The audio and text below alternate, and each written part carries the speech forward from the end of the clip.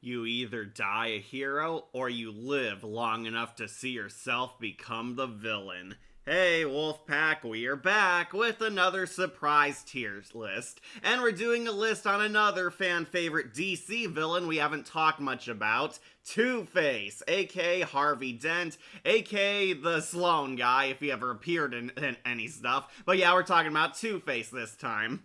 Yeah, I know you all wanted Poison Ivy, but instead we're doing Harvey Dent. Harvey, woohoo, I made it. Hey, Christopher. Hello, cat. Hey, Christopher. Hey, coin flip. Yep, we're talking about District Attorney turned supervillain Harvey Dent. One of my favorite all-time Batman villains. You know, underneath Catwoman, Scarecrow, the Riddler, and the Joker.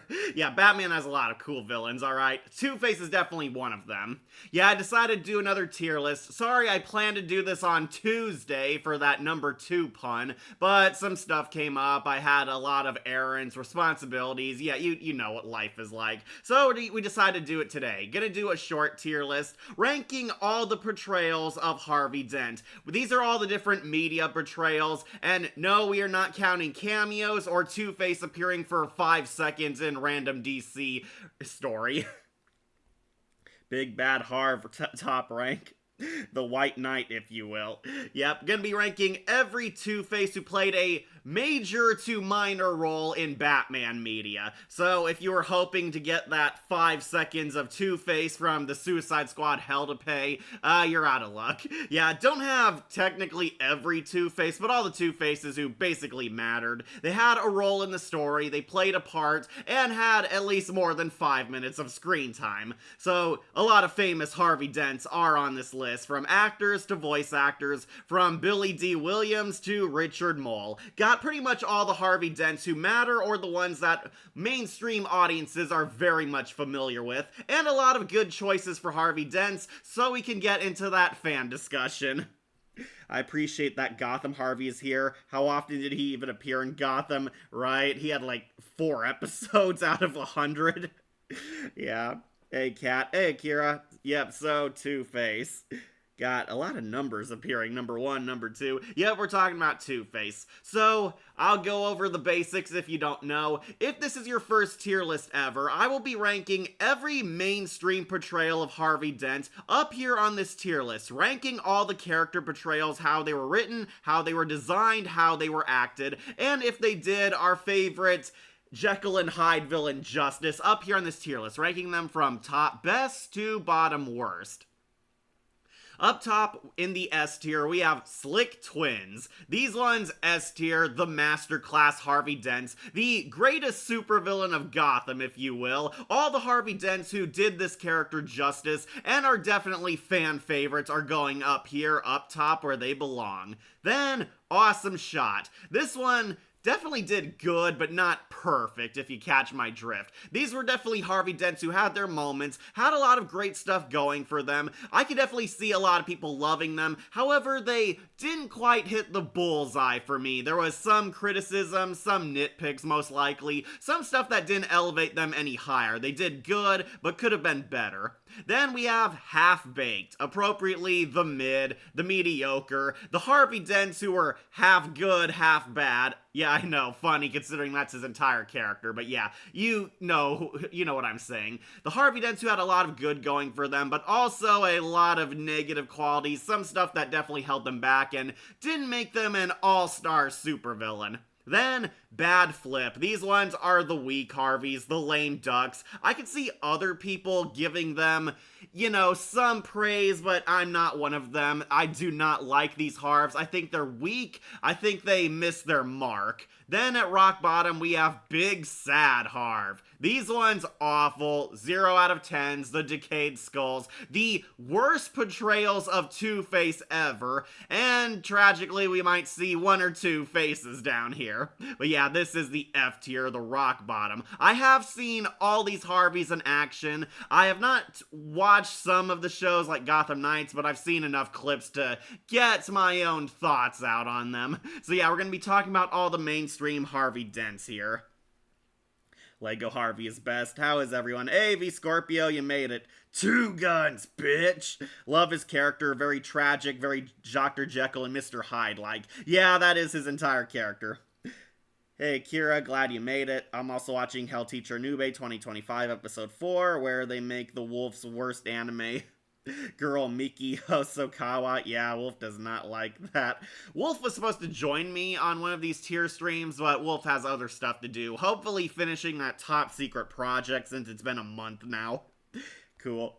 Alright, so I'll go over this in case this is your first time ever acknowledging Two-Face. Two-Face is a major Batman villain. Unlike a lot of Batman's household name antagonists, Two-Face was one that is kind of hard to do, especially on family-friendly Batman material. Harvey Dent was once the district attorney, turned politician or mayor of Gotham in some incarnations. Harvey Dent was the White Knight to Batman's The Dark Knight. Harvey Dent was in the light, in the day, doing good things for Gotham through legal means. He was a lawyer, a district attorney, was playing the game of politics in Gotham to help clean up the streets, bring good and justice, and do things within the law, something Batman couldn't do because Batman's a vigilante. Harvey Dent was tragically once a good guy. He is a classic story of a fallen hero. Harvey Dent wanted to save Gotham, turn it around, get rid of the mob, get rid of gangs, get rid of violence, basically make Gotham a safe utopia like Metropolis. However, depending on which version of the story you're following, things go horribly wrong. It becomes way too much stress for Harvey to handle. He slowly starts losing himself, and it becomes very clear that Harvey Dent does have issues. He is mentally unwell. He has a split personality. Depending on which version you follow, sometimes it's just like his stress is deep inner thoughts. Sometimes it is a full-blown dark side, a split personality trying to corrupt Harv. It's all his suppressed rage, his anger, bitterness, and all the bad feelings he's been bottling up. He's been bottling up his negative emotions, and it took the form of this split personality. Batman the Animated Series gave it an official name. He's Big Bad Harv, but most of us call it the dark side of Harvey, the Two-Face side. Harvey hides this dark side, and depending on which version you follow, he gets his face horribly burnt. Either he had acid thrown at him, he was in an explosion, or sometimes in the child-friendly versions, just mutated. He gets half his face and potentially half his body in some versions completely burned, destroyed, or chemically altered. The child-friendly versions go with mutation. Yeah, basically he gets half his body completely corrupted, and this allows the split personality to have a physical form, if you will. He's a sort of Dr. Jekyll and Mr. Hyde type of villain. He's two split personalities fighting for control, and Harvey's suffering eventually leads him to breaking down, becoming the badass supervillain Two-Face. Two-Face is obsessed with the number 2, has his lucky coin he flips. If it's heads, you live. If it's tails, you die. That kind of stuff. Harvey Dent's mostly a pro marksman. That's his greatest skill. Two-Face is very good with guns, and he can fist fight. He's not a pro martial artist like the Bat family, but he can hold his own. Harvey is physically threatening, especially Travis Willingham's Harvey Dent.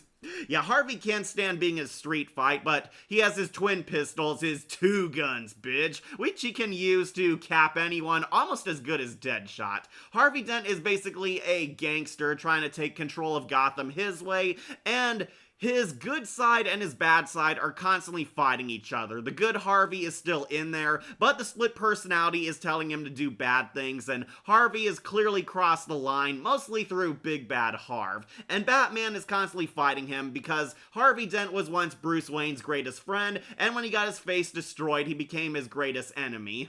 Well, compared to the Joker, Scarecrow, and Catwoman, but yeah, he was another friend turned foe, and Harvey Dent is a tragic case of a fallen hero. He wanted to save Gotham, ended up being destroyed by it. His path to good left to a lot of darkness happening to him, turning him into a supervillain, and depending on which story you follow, he's either still tragic or full-blown nuts by this point. He gets extra crispy, like why we see a blue, green, purple, and pink scarred face. Yeah, we see a lot of different takes on Harvey's burnt side. So Harvey Dent is now kind of a difficult character to have in family-friendly Batman media because he's essentially a burn victim. And his MO is basically he flips a coin deciding if you live or die, kind of an Anton Chigurh style Batman villain. Yeah, so they kind of toned down his gruesomeness of his burnt side. The animated series and Brave and the Bold, and especially Batman Forever, kind of gave his burnt side color. They gave Big Bad Harv kind of a mutant look. He looks like a mutant monster rather than a burn victim. Then we have the R-rated looks of Arkham City and Aaron Eckhart, who look very much kind of like the Mummy Imhotep. Yeah, they really did a good job designing his extra crispy side. So they do kind of have to tone him down if he's in children's media or family-friendly pictures. That's kind of the reason why Two-Face isn't used as often as a main villain as, say, the Joker, Catwoman, or Penguin, because Harvey Dent is borderline an R-rated character, so they had to kind of play with how they were going to design this character. But we have gotten a lot of interpretations of Big Bad Harv. The good, the bad, and the ugly, and we're going to be talking about all of them. Sorry, just catch up on comments. And, you know, breathing. Two guns, bitch. Lego Harvey is the best Harv. There are two Lego Harveys here. There's this one and the classic one. I'm kind of shocked Billy Dee Williams' Lego one didn't make it on here. I like Ahura Mazda from Record of Ragnarok version of Two-Face if he's God. Cool. AV Scorpio. No Batman 2005 Two-Face since Bat Embargo. Yeah, Harvey Dent didn't make it on the Batman. He was kind of replaced with Ethan Bennett Clayface, who is both Clayface but also kind of the stand-in for Harvey Dent, being a former bro who was best friends with Bruce Wayne turned to the dark side. So Two-Face is the yin and yang, order and chaos. Exactly. Harvey Dent has his good side. The regular Harvey who's still in there trying to do good. It's very clear he's listening to his evil split personality side way too much. He kind of fell prey and believes Big Bad Harv is connected with him and is kind of going along with his supervillain spree. And you have Big Bad Harv, the evil personality. All of Harvey's suppressed emotions, his rage, his pain, who's trying to take hold and fight back, and it's kind of why good Harv and bad Harv kind of need each other. Though, the split personalities often clash with each other just as much. My personal favorite incarnations is Batman Arkham series, 90s Batman the Animated Series, yeah, Richard Mall, The Dark Knight, and to an extent, Tommy Lee Jones version, depending on the kind of mood I'm in. He gets extra crispy. You mentioned Wolf. Are you also Wolf, so in a way you are Two-Face, a cat and Wolf? No, Wolf is my sibling. We are two separate people. I kind of assumed people watch our videos because we have done some crossovers before. We're gonna do another one to remind people that Cat and Wolf are two separate people. Wolf is my sibling, and Wolf is currently working on a top secret project. I am not Wolf, we're not the same person. Like Anakin Skywalker to an extent of a fallen hero. Yeah, kind of. Except Harvey only got half extra crispy, Anakin got full. The coin is supposed to be his father's coin. Yeah, the coin is his lucky coin. He held on to it since childhood. Again, depending on the interpretation you're following, some versions imply Harvey's dad was kind of an abuser, and the coin was kind of a reminder of that, though some versions of Harvey's dad was also a good guy, so DC does what it does best. It retcons everything. But yeah, Harvey Dent always had this special coin. It's a rare misprint coin. It's like has two heads. There's like a coin with two heads on both sides. Harvey used it to his advantage, namely in the Dark Knight movie, though after he was completely scarred and burned, the coin got damaged, or he damaged it himself, and it got the slash side to help him make those choices. Death Battle put Two-Face and Handsome Jack from Borderlands, Mr. Negative on Marvel, Frank Walker. I would assume they put him against Equinox, but they're both DC. I like how the Gotham version implies that they refuse to spend money on lights in the courtroom and just use natural lighting from the windows. Yeah, Gotham Harvey gets half his face shadowed. Also, doesn't the coin have two heads, or am I misremembering? Yeah, the coin does have two heads. It's like a rare misprint of a coin. The coin was supposed to have a heads and tails side, but Harvey's family managed to get one that had two heads, and they kind of cherished it and passed it on like a family memento. That's why Harvey kind of holds on to it. Plus, he gave it a new design to go along with his new villain identity. He also, yeah, I remember that. I got my answer. Okay, glad you said that. Okay, so a lot of great interpretations of Harvey Dent. The first time I was introduced to this character was through watching Batman the Animated Series. No, I did not see it when it was on TV. I had like VHS tapes and saw him through that. I thought this character was very cool because he's got two completely different faces. He literally lives up to his name, Two-Face. Two-Face has a really intricate design, and I was surprised to find out there was a very deep, compelling character, which is what we're here to judge. Like my cat Oliver have one black of lip black and one white on his lip. Yeah, kind of like that. Alright, got my waters to stay hydrated. So, a lot of different versions of Harvey to talk about. So, let's finally begin with the first ever Harvey Dent, Billy Dee Williams. That's right, Lando Calrissian was Harvey Dent. For like one movie, then they got rid of him. Alright, it really pains me to do this to Lando, but Billy Dee going on to bad flip. Alright, so, yeah, we almost had a black version of Two-Face, and honestly, a lot of people were really cool with it because Billy Dee Williams is awesome. He is a good actor, but he doesn't do much. That is kind of the problem. This guy was completely shafted. Billy Dee Williams played Harvey Dent in the 1989 Tim Burton Batman movie, and basically they were setting him up to be a villain in a future sequel. Harvey Dent is there and basically on the city council as they deal with the Joker. And unfortunately, the heart of the cards was not with this movie, and Billy Dee Williams ended up kind of departing, and Warner Brothers never called him back. So Billy Dee almost got to be Two-Face in the sequel. The character Max Schreck was supposed to be Harvey Dent, and when Catwoman kisses him with a taser, it was gonna burn his face, turning him into Two-Face. Unfortunately, scheduling conflicts came up, and Billy Dee Williams could not make it back for sequels. Yeah, Billy Dee Williams apparently had more important movies to shoot. Billy Dee Williams was on top of the world. He was having a very successful career at this point, and he committed himself to a whole bunch of projects, which unfortunately led to him not coming back as Harvey Dent, and leading into Tommy Lee Jones taking over, which, yeah, was a really weird recast, but unfortunately, Billy Dee Williams did not get to be that compelling of a character. He's kind of just there in the background in Batman 89, and he did not come back for Batman Returns. Though, funnily enough, Billy Dee Williams did eventually come back in the Lego Batman movie. Yeah, Billy Dee Williams finally got to play Two-Face in what was essentially a cameo. I talked a lot about the Lego Batman movie, but basically most of Batman's villains were all just glorified cameos. They were henchmen working for the Joker, forming their Legion of Doom, and Billy Dee Williams had like a few lines here and there, and it's basically a cute love letter and reference to when he was Harvey Dent briefly. Hey, Cat. Hey, Light Jones. So no Gotham by Gaslight. Actually, he is here. Yuri Lowenthal's right here. We're just going with the first theatrical Harvey Dent. An actor, then, that is also a painter. That's so unfortunate. He would have been cool as Two-Face. Yeah, Lando was almost Two-Face. Unfortunately, he had scheduling conflicts and never came back, and Warner Brothers eventually gave up. They turned Batman Forever into a soft reboot where Tommy Lee Jones took over, which, yeah, is absolutely hilarious because a lot of people were confused why Harvey Dent went from a black guy to a white guy all of a sudden.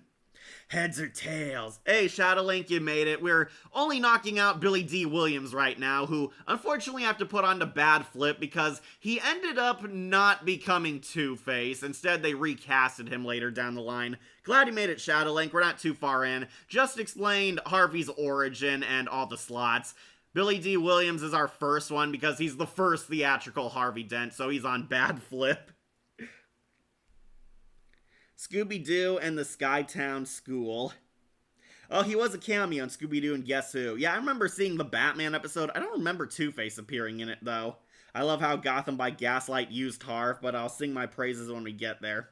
Well, fanfiction did What If Billy Dee Williams as Two-Face. Yeah, that would have been cool. I read that there are comics out there that did show it happen. He's the Michael Jackson of Batman. He went from warm tone to cool tone. Alright, so anyways, Billy Dee Williams, he has to go on bad flip because unfortunately he was the Harvey Dent who never fully became utilized as a character. So yeah, he's in the weak slot, but because I love Lando, he's not going on big sad Harv. Alright, so speaking of which, since we knocked him out, we have to do his replacement, Tommy Lee Jones Two-Face. Oh boy, I'm sure people have a lot of words to say about this guy. So, I love Batman Forever. I actually consider it one of my top 10 favorite Batman movies ever, and I know a lot of people did not like Tommy Lee taking over as Big Bad Harv, but I actually was kind of okay with him. The big criticism is he's kind of a diet Joker. This is a funny version of Two-Face, because Batman Forever went more lighthearted after Batman Returns scarred a bunch of children for life. So, I actually do kind of like Tommy Lee Jones as Two-Face because he's actually funny, he's goofy, he's hammy, he's the Adam West version of Harvey Dent. They tried to make him kind of like the animated series Harvey, but they lean more into the funny angle. So, Tommy Lee Jones might shock some people, going into awesome shot. Yeah, I know, I am kind of giving him too much praise, but I really enjoy Batman Forever. So, Tommy Lee Jones took over after Billy Dee Williams became a no-show, and even though he's clearly a white guy, I do kind of like him. Tommy Lee Jones actually gets to play Harvey Dent in his origin. It's only a few seconds long, but we do see, like, through a video recording of Harvey Dent's courtroom case, he got acid thrown in his face by Salvatore Maroni, exactly like in the comics. And that the acid pretty much burned him and he went psychotic and became a supervillain. It is a very quick blink and you miss it moment, but I do kind of like Tommy Lee Jones as the hammy over-the-top Two-Face, even though he kind of cheats with his coin flips. Like Tommy Lee Jones as Two-Face, like why not him as Black Mask? Well, Black Mask was not as popular back then. Two-Face was huge from the animated series. Let's hope Lando doesn't see the video on how you treated him. Hey, we treated him well on our Star Wars tier list.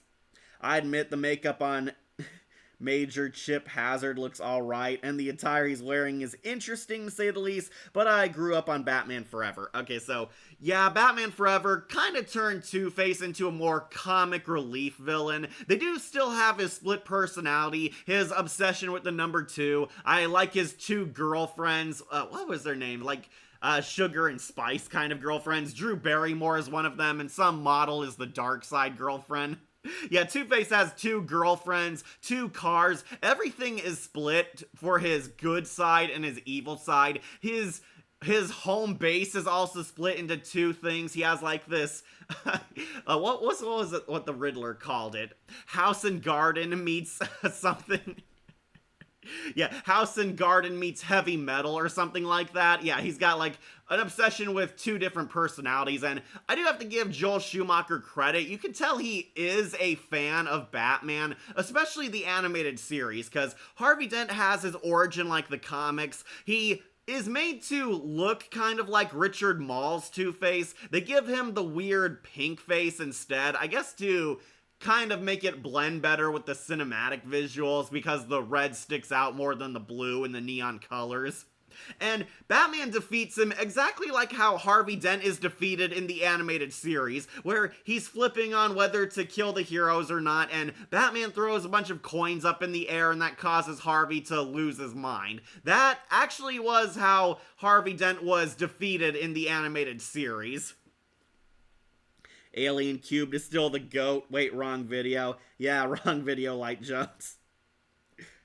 Yeah, Tommy Lee Jones has done a lot of good acting. Kind of sad that he did not get along well with Jim Carrey behind the scenes, but I actually think that made the movie a lot funnier because Two-Face and Riddler are acting like friends, but secretly the actors don't get along.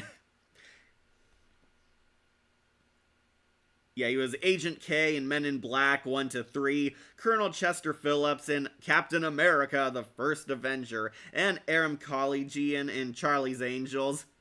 Yeah, Tommy Lee Jones has done a lot of great work. For a second, I genuinely thought you accidentally put Hush in there because of the one with the bandages wrapped around his face. No, that is Dark Knight Returns, Harvey. Like he gets the ladies.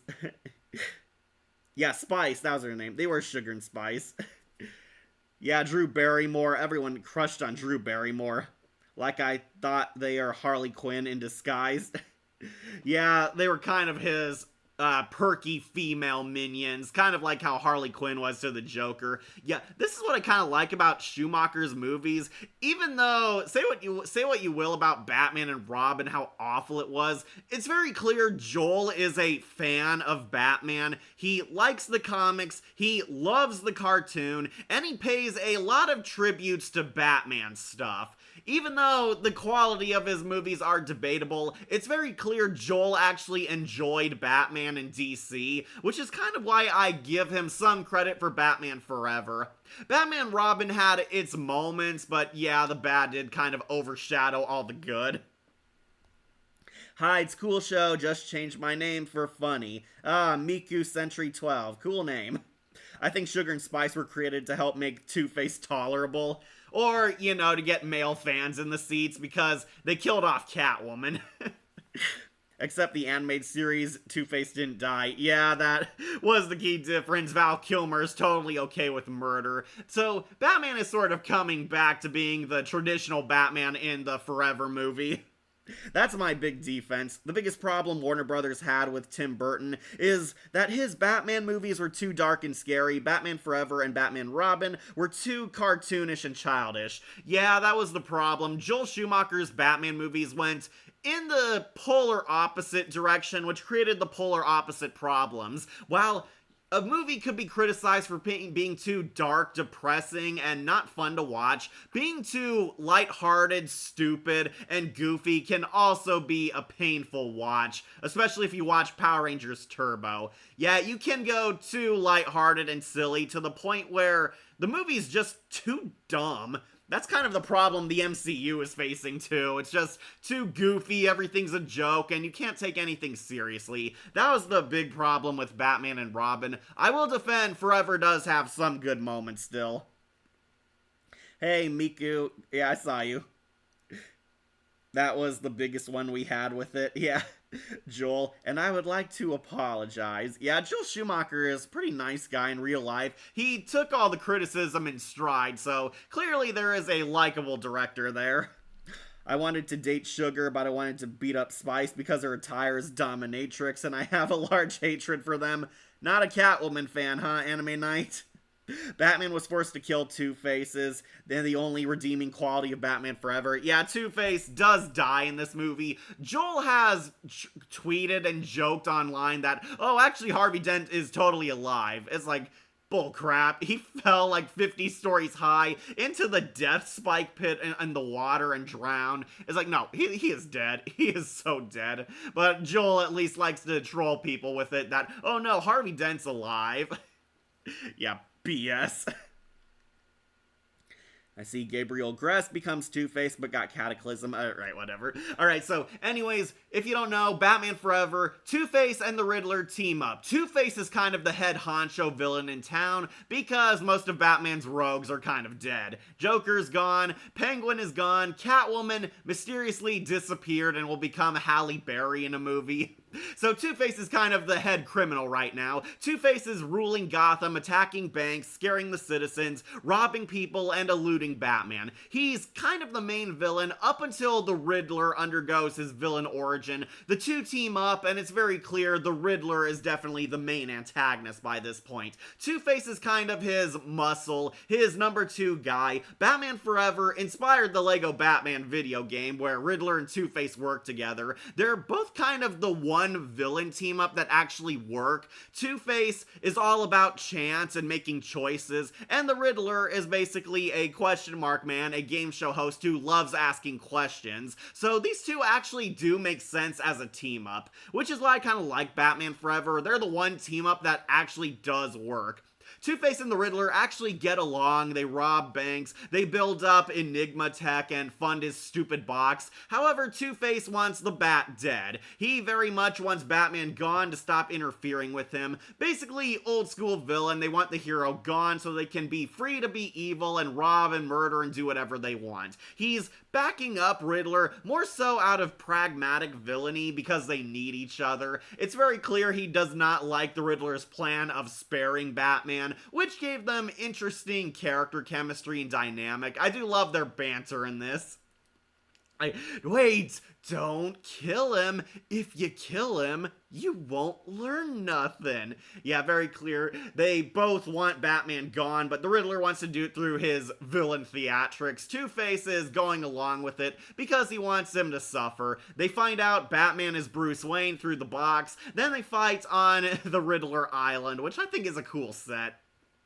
So in the movie, the Two-Face kind of replaces Tony Zuko as the one who killed Dick Grayson's parents, and he kind of becomes Robin's archenemy rather than Batman's. Yeah, they don't address the friendship between Bruce and Harvey in this movie because there's a lot of subplots going on here. Two-Face is kind of Robin's archenemy, and through fighting him, Robin decides what kind of man he wants to be, if he wants to murder Big Bad Harv, or do the right thing and have him arrested. Robin, of course, chooses to be good. Unfortunately, it leads to him getting captured. They have that big final fight, and exactly like in the animated series, they fight. Two-Face is gonna flip whether to kill the heroes or not, and Batman throws all the coins up just like in the episode, but in the movie it kills him because he falls from a 10-story drop.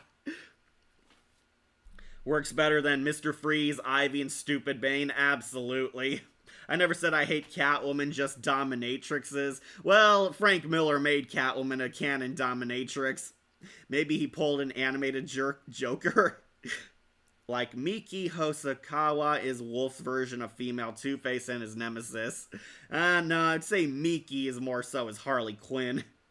Like why we don't have any female Two-Face, or is that a bad idea? They did try to make a female Two-Face in that Elseworlds Catwoman comic, and watch Linkara's review, it did not work out very well. They gave us Duella Dent, who was also supposed to be a female Two-Face, but she did not catch on with audiences. Have female Clayface, Mr. Freeze, and Man-Bat. They have had She-Bat, and we saw a female Mr. Freeze in the Suicide Squad Kill the Justice League game, Akira. She did not work out. Riddler, the box. It's a cone. Exactly. So, yeah, Two-Face dies at the end of the movie. I was honestly kind of okay with it because they shoot it like the Batman is keeping Robin's hands clean from murder and doing what he couldn't do. Harvey Dent kind of died from his own obsession with the coin. Like, it's very clear he lost his balance trying to grab at all of them. Batman didn't kill him, but he didn't have to save him. Yeah, that BS. So I honestly think Tommy Lee Jones was pretty alright as Two-Face. I definitely laughed at a lot of his goofy antics. I had fun with him. He is a badass in this movie. Two-Face does use his two guns, bitch. He murders several of his henchmen just to shoot the Batman. He is definitely at his all-time most threatening in Batman Forever, so it's kind of why I do give him some slack. So I will put Tommy Lee Jones Two-Face in awesome shot. Not S tier, but definitely an A tier Harvey.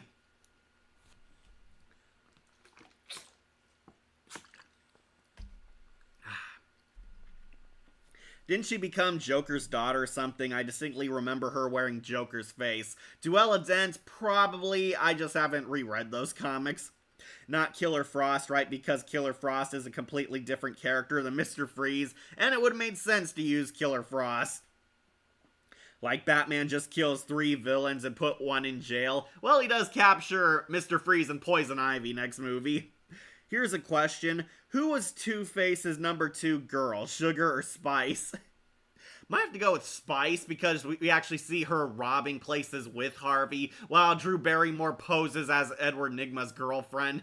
Yeah, a lot of people love he had 2 hot girlfriends. That was definitely fun, so yeah, this was an awesome Harvey. He had that villain riz. Alright, so let's knock off a bad Two-Face. I know you're all probably thinking we should go with one of the CW ones, but let's do Gotham by Gaslight's Yuri Lowenthal Harvey Dent. Yeah, this is our first big sad Harv. So, yeah, Yuri Lowenthal, Ben Tennyson, and Sasuke Uchiha actually voiced Harvey Dent in the Elseworld story, Batman Gotham by Gaslight. Okay, so don't take this the wrong way. Gotham by Gaslight is a cool movie. It's Victorian-era British Batman versus Jack the Ripper. That is an awesome story. However, the one character in it who sucks is Harvey Dent. Harvey Dent is basically a two-faced politician. He's kind of this creepy, dirty old man. He's best friends with Bruce, but he very much is a product of the time. This Harvey Dent, sole characteristic is that he's sexist, he's underhanded, he's a backstabbing best friend, and he never gets his face burnt or suffers any comeuppance for his dickhead actions.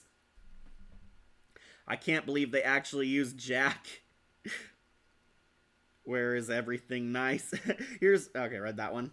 You forgot Spider-Man. Oh, that's right, he is Spidey in the cool Insomniac game, and unfortunately the lesser Miles Morales sequel. Okay, so not a big fan of this Harvey Dent because we never see a good side to him. Harvey Dent is very much representing the corrupt government. He's a corrupt politician, sleazy, dirty, underhanded, completely politically incorrect. He is a total He-Man woman hater. He scoffs off all the Jack the Ripper murders because who cares? They're happening to women and, more importantly, women prostitutes. So Harvey Dent, very much kind of a red herring. You're led to believe he's gonna be Jack the Ripper, and he shows a lot of evilness in him. We do see a lot of badness in this Harvey Dent, to the point where you don't really see any good qualities in him. Like I said before, Gabriel Agresta's actor is perfect for Two-Face. Yeah, he could be. Unfortunately, DC seems to be committing to James Gunn's Monoverse now, so not sure if they'll cast him. It was also Egghead in Avengers Assemble. I did not know that. Alright, so Harvey Dent, kind of a side character in this movie, which is why he already loses points. Harvey Dent's there on the side, exchanging banter and exposition with either Bruce Wayne or Selina Kyle. Bruce and Selina are trying to figure out who Jack the Ripper is. Harvey is a key red herring. You're led to believe it's him because Harvey Dent's always a twisted supervillain. Jack the Ripper gets more revealed about him. However, what kind of solidified him as a total D-bag is what happens in the climax. He is a total womanizer, even though he's married. He cheats on his wife, he goes to strip clubs, and he makes a pass at Selina Kyle, and Harvey is a total incel, toxic masculinity. He takes it personally and sabotages Selina and Bruce's romance because he's jealous. Yeah, keep in mind, this guy's married and portrays himself as the White Knight of Gotham, or Victorian-era Gotham, and yeah, basically he's a bad person. You're expecting him to suffer some kind of comeuppance, but he never does. He's never a victim of Jack the Ripper, never threatened, never gets his face burnt. Commissioner Gordon's wife is kind of the Two-Face in this world. Yeah, Commissioner Gordon's wife is actually being abused because, spoilers, Gordon is Jack the Ripper. He burnt his wife's face and it gave her the Two-Face look. So technically we had a female Two-Face, but she gets bested by Batman. Harvey Dent completely throws Bruce under the bus. He frames his best friend Bruce as being Jack the Ripper and kind of ruins his life, sabotages him, all because Selina rejected him, and Selina calls him out but never gets to bitch slap him. Harvey Dent tells her she has no power because she's a woman. You're expecting him to suffer some kind of karma from this, but no, he never does. He awkwardly leaves the movie and kind of gets away with it because it becomes about Batman fighting Jack the Ripper. In this version, it's Commissioner Gordon. Oh my god, he was in Batman Ninja? Yeah, he was too. like she isn't in the list. Yeah, Commissioner Gordon's wife had like 2 appearances, so I guess they didn't count her. They counted Yuri Lowenthal's Harvey. Yet Gordon's wife is kind of Two-Face. She gets her face burnt, and it's revealed that she has a split personality from all the domestic abuse she suffered from Jack the Ripper. It turns out she's been putting on a fake smile and fake happiness, and behind closed doors, she's kind of their Two-Face. She's cackling and laughing mad, and Batman defeats her and finds out through her that Gordon is Jack the Ripper. Luke Redgrave and Bayonetta Bloody Fate. Just like that, Toxic Frenchman from the Revenge movie of 2017. That Grape and Revenge movie, yeah, kind of. Gordon's wife been through hell every time she shows up. Yeah, so it is kind of funny that Barbara Gordon is the Two-Face in Victorian London. So I like Yuri Lowenthal, but I also do not like his voice for Harvey Dent. Yuri sounds way too young as Harvey Dent. Harvey's clearly like a grown adult, and I cannot unhear Ben Tennyson from him. I think Yuri Lowenthal was horribly miscast in this movie. He probably should have been one of the Robins, but no, he's Harvey Dent, corrupt politician, and I'm putting him on Big Sad Harv, easily the worst character, and the fact that he suffers no repercussions kind of made him worse. Yuri Lowenthal's voice, also kind of forgettable as Two-Face. This is not a Two-Face you'll be walking away from, not remembering anything. Poor Barbara Keene. Yeah, Gotham. Gotham made her crazy. Gotham by Gaslight kind of benefited from that by making her Two-Face. So, Bodhi didn't miss too much. We talked about Tommy Lee Jones, who's an awesome. We knocked off Billy Dee Williams Harvey, who's in Bad Flip, and Yuri Lowenthal's Gotham by Gaslight Harvey, our first Big Sad Harv. Yeah, he's going down here. Alright, let's also knock off Batman Ninja Harvey Dent. I do believe Troy Baker came back to voice him, but this Harvey Dent going into Half-Baked. Alright, I know a lot of people love Batman Ninja. Two-Face is just there. He's a bad guy who exists. He's kind of a side quest villain. Batman Ninja, if you don't know, Batman, his rogues gallery, and the Bat family are all teleported to feudal Japan, where Harvey Dent becomes one of the famed samurai overlords, the one that had like a #2 obsession and was believed to be 2 separate entities. Harvey Dent formed his own gang in feudal Japan and is one of the several samurai warlords that Batman, the Ninja Batman, has to defeat. Yes, this is actually the main Harvey Dent, but he's taking over his own gang of samurai warriors. Harvey Dent is just kind of a side villain. He doesn't get much to do. Troy Baker, I believe, voices him again, and he's nice for like the 6 lines he has, but he's not the main villain. Joker and Gorilla Grodd are the main villains, and even Catwoman and Harley Quinn kind of get more screen time than he does. He's there. He's one of the many villain factions there, and ultimately gets brainwashed by Gorilla Grodd to form his giant samurai Megazord. Yeah, Batman Ninja is a weird movie. Yeah, the moon. You should see what her son does to her in the Black Mirror comic. It's horrific. Yeah, Bodhi, you love James Gordon Jr. Like we need to talk about Lego version or any video game version. Okay, we'll do them next. Want a good review on that film. Decker Shadow did a review on it in the past. Yeah, I love Catwoman from Batman Ninja, but that's because I'm a Selena Kyle simp. She looked really good in that. But this Two-Face, he's there. He exists. He's kind of there as a side villain. That's really all there is to him. Of course, Batman defeats Gorilla Grodd and the Joker and manages to bring all his villains back to present day, and Catwoman is the only villain who benefits. Yeah, Two-Face is there. He's a side villain. He gets beaten out by the head villain, and he's dumped back in Arkham. Yeah, he's gone on Half-Baked. Not bad, but also nothing really to praise about. Alright, let's do a video game Harvey. We'll do Lego Harvey Dent from the first Lego Batman game, who I will put on an awesome shot. Yeah, I saw Decker Shadow reviewed Batman Ninja. That was actually a funny review. Lego Harvey. Well, Harvey Dent is based on the real-life Two-Face clan, the leader of Akechi Mitsuhide. Alright, I believe that's who he was. Yeah, all of Batman's villains were kind of historical figures in that movie. They were all based on historical overlords and believed to be the true inspiration of those overlords in Japanese history. It is a pretty cool movie, but Harvey just didn't do anything.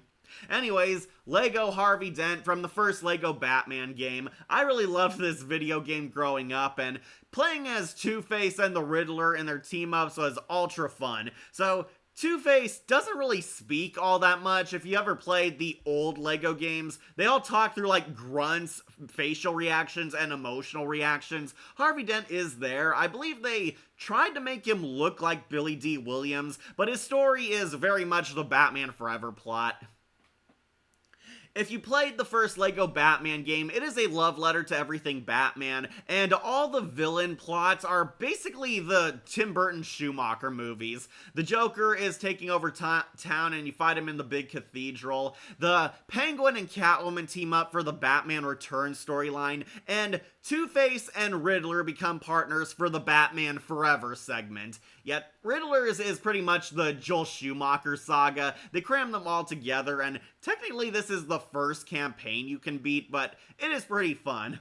So, I really like Two-Face. He is immune to acid and chemicals, so he can walk over all the poison areas. He has his 2 guns, bitch, so he is good at capping down enemies and goons and that such. And, of course, he and the Riddler make a pretty fun pair. They team up, work together.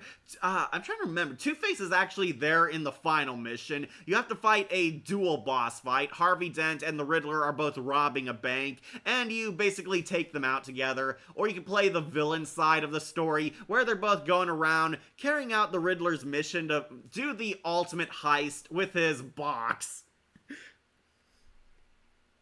Lego was my intro to Batman, so Two-Face was interesting when I played the final level, where he walks on toxic waste. Yeah, I'm not sure how. I guess because Harvey Dent's half his body is deformed and mutated, he's immune to toxic areas. That is Harvey's key benefit. He can walk over, like, the green poison areas. He's immune to Joker gas. I guess the hole in the side of his neck doesn't let him breathe it in.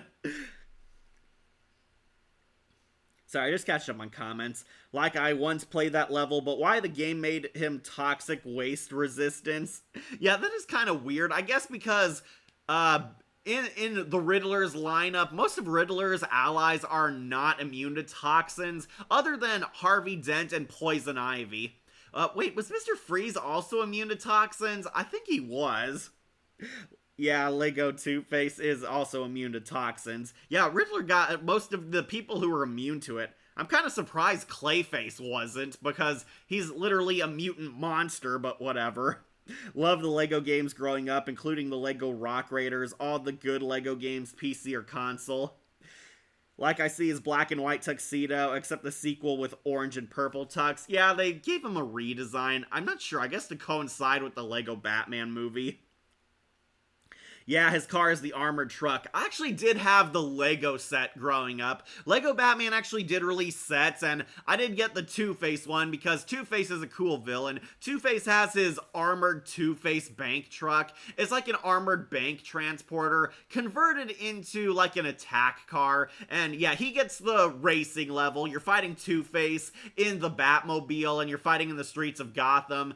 Back when the Batmobile was fun to play as. Yeah, you fight him, he's on his armored truck, and that is his kind of boss fight in the Batman side of the story. Then he shows up in the finale helping Riddler rob the bank, but of course Batman and Robin win in the end and defeat the terrible duo. But what about the other half of his body? Yeah, apparently the good side is also toxic immune. I guess Big Bad Harv has more power than we thought. Mr. Freeze, Poison Ivy, Joker, Killer Croc, or Toxic Resistant. I think Bane was too, though I might be wrong about that. It has been forever since I played it, but yeah, I think Bane was the only one Toxic Resistant too. Or no, Killer Croc was also. I still want to know how it can walk on Toxin. Because I guess they're going with the Big Bad Harv half was a mutation. Like the Poison Ivy Lego designs look sexy in the first game. Well, so do Catwoman and Poison Ivy. Or yeah, sorry, Harley Quinn. Yeah, Catwoman, Harley Quinn, and Poison Ivy are all the femme fatales. I tried reminding Bodhi of this. Apparently, you can use the femme fatale characters to access certain secret spots of the game. Like, they call this the seduction entrance. There's a guy who's, like, playing, like, a gatekeeper to secret areas in the game, and you have to charm him with one of the hot chicks. So either Catwoman, Harley Quinn, and Poison Ivy, they use their charms to seduce the gatekeeper guy, and he opens up and lets you into the mini-kit area, or whatever secrets are hidden in the game. Yeah, that is pretty fun. I miss these games. So yeah, Lego Harvey, he's gone on to Awesome Shot. Fun to play as, cool segments in the game, and although he doesn't talk, he does express a lot of personality. He is there in the lockup where all of Riddler's posse lose to the Dark Knight, hilariously losing his coin. So yeah, he did get his comeuppance, unlike Yuri Lowenthal. So we'll put him on Awesome Shot. The Lego games were fun. Speaking of which, the second Lego Harvey Dent, I'm trying to remember which game this one was from. This one I just might put onto Half-Baked.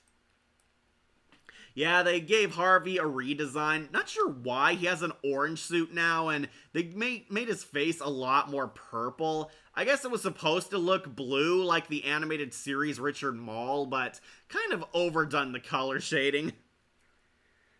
Ivy got an upgrade in the Lego Batman 2. Her design was perfect there. Yeah, so is Zatanna's, Bodhi. Yeah, Bane is toxic resistant. Okay, thank you, Akira. I was right. Like, how did they stop using it in future LEGO games with the seductive gate since I missed those? Well, I guess they weren't PC, so they were offensive or some BS. I don't know. LEGO games kind of lost their gravitas as they went on. Playing LEGO Marvel Heroes right now, the first one, that one's actually pretty fun. Sadly, they did not bring the seduction entrance back.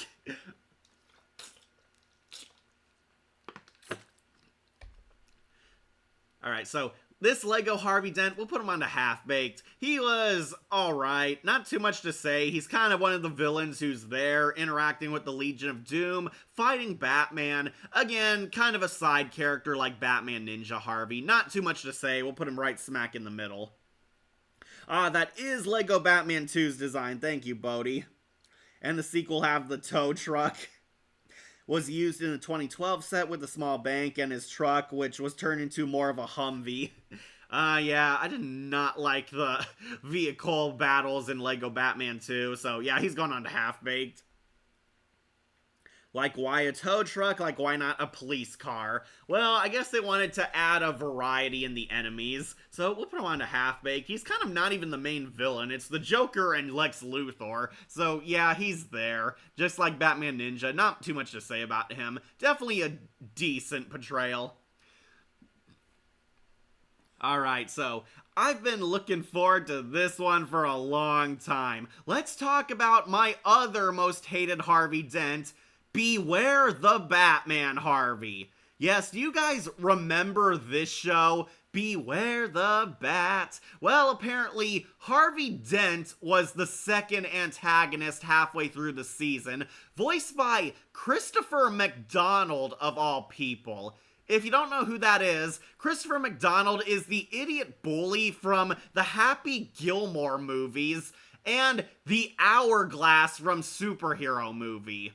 Yes, for reals, that guy who eats shit for breakfast is Harvey Dent, and he's going on Big Sad Harv, and I will put him above Yuri Lowenthal because he almost turned out good, but ended up not. Never watched Beware the Batman. Oh, you didn't, Shadowlink? I thought you, of all people, would have. He only has 2 lines in Lego Batman 2. Surprise DC villains, Two-Face isn't on here. He had more to do. Plus, he was given a bazooka. Yeah, I guess they didn't include him. Yes, Magpie from that, played by Azula herself, Grey DeLisle.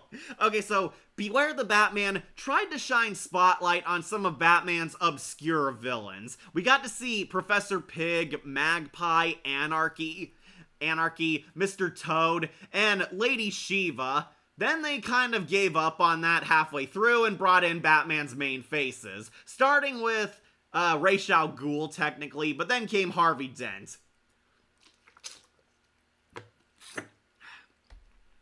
So, the Hourglass from Superhero movie is Harvey Dent, and I did not like how the show portrayed him. Harvey Dent is friends with Bruce Wayne, or we see how they become friends. It is a Harvey origin story, how Harvey Dent goes from Gotham's White Knight to a fallen hero. The problem? He is not a good guy, even when he was regular Harvey. Harvey Dent, once again, corrupt politician. He's obsessed with removing vigilantes. This Harvey brings in like his not Tiger task force and is tasked with hunting down the Batman. Harvey Dent working with Slade Wilson. Yes, you heard that right. Harvey and Slade Wilson are working together on this anti-vigilante task force. They come in to restore order into Gotham City, and as you can predict, things go horribly wrong. For starters, you do not like Harvey even at the beginning. Harvey's kind of an obnoxious comic relief character. They try to make you love to hate him. We see him become best friends with Bruce Wayne. They work together, but secretly Bruce Wayne is watching him, keeping tabs on Harvey through their friendship, which is interesting. Unfortunately, when he becomes Two-Face, things go downhill fast. So, this Harvey, he's an idiot, he's a jerk, he's obnoxious. Christopher McDonald is pretty much bringing his Happy Gilmore game into a Batman cartoon, and it is really weird. He's obnoxious, he's always laughing about how Bruce always pays the bills, he's making jokes about how they'll defeat Batman, and is so obsessed with hunting down the Dark Knight that, I kid you not, Harvey Dent hates Batman so much that he trusts Deathstroke and Anarchy. Yes, he trusts two guys named Deathstroke and Anarchy over that evil Dark Knight. He works with two supervillains to hunt and kill Batman, and surprise, the villains betray him. Yeah, are you shocked? Are you shocked that you couldn't trust two guys named Deathstroke and Anarchy? Yeah, the villains backstab Harvey Dent. They take him hostage. Harvey Dent is almost killed, but Batman saves him. Anarchy and Slade kind of become rivals over who can kill the Batman first. Yeah, Anarchy is kind of the overarching villain of this show. He and Two-Face work together once Slade betrayed both of them. Then, through this over-the-top idea to finally kill the Dark Knight, Slade takes Harvey Dent hostage. Batman tries to save him. They're in a room full of explosives, and what does Harvey do? Try and shoot Batman who's trying to save him. And, as you can guess, when he tries to kill the Dark Knight for saving him, he accidentally shoots a bomb, it blows up, and burns half his body. Harvey Dent is hospitalized, he obviously has the burnt face, and, just to piss you off further, we never get to see what he looks like. Yeah, that's why they use this image. We never see what Harvey Dent looks like. He's wearing bandages over his face like this guy, kind of like Hush, and they build up to what Two-Face looks like. Two-Face kind of goes insane, but Harvey Dent was already a bad guy before getting his face burnt, so you don't really feel sad for him, and they try to make him kind of scary and intimidating. Once Big Bad Harv shows up, he goes from a bad corrupt guy into an evil sociopath. They try to make Harvey Dent kind of like Anton Chigurh from No Country for Old Men. Yeah, he's kind of that kind of Harvey Dent. He wears bandages over his face the entire time, and they were building up what he would look like because he was going to be the main villain of Season 2. Yeah, we see Harvey works with Anarchy. They basically scare a bunch of politicians and kill a few guys. He eventually betrays Anarchy, and this is how he gets his villain name. I can't believe you betrayed me, Harv. You are such a Two-Face. Wow, what are we? Some kind of Suicide Squad? Yeah, that's it. Freaking Anarchy calls Harvey Dent a Two-Face. Harvey betrays Anarchy for betraying him a few episodes ago. Then he decides to go solo as a supervillain in the end. We see Harvey walk off into the dark, and just to troll you, he removes his bandages, and we never see what his face looks like. Yeah, we never see what this Two-Face looks like in Beware the Batman because we were going to get a face reveal in Season 2. Two-Face was going to be the villain in Season 2. And just to rub some extra salt in the wounds, Beware the Batman got canceled.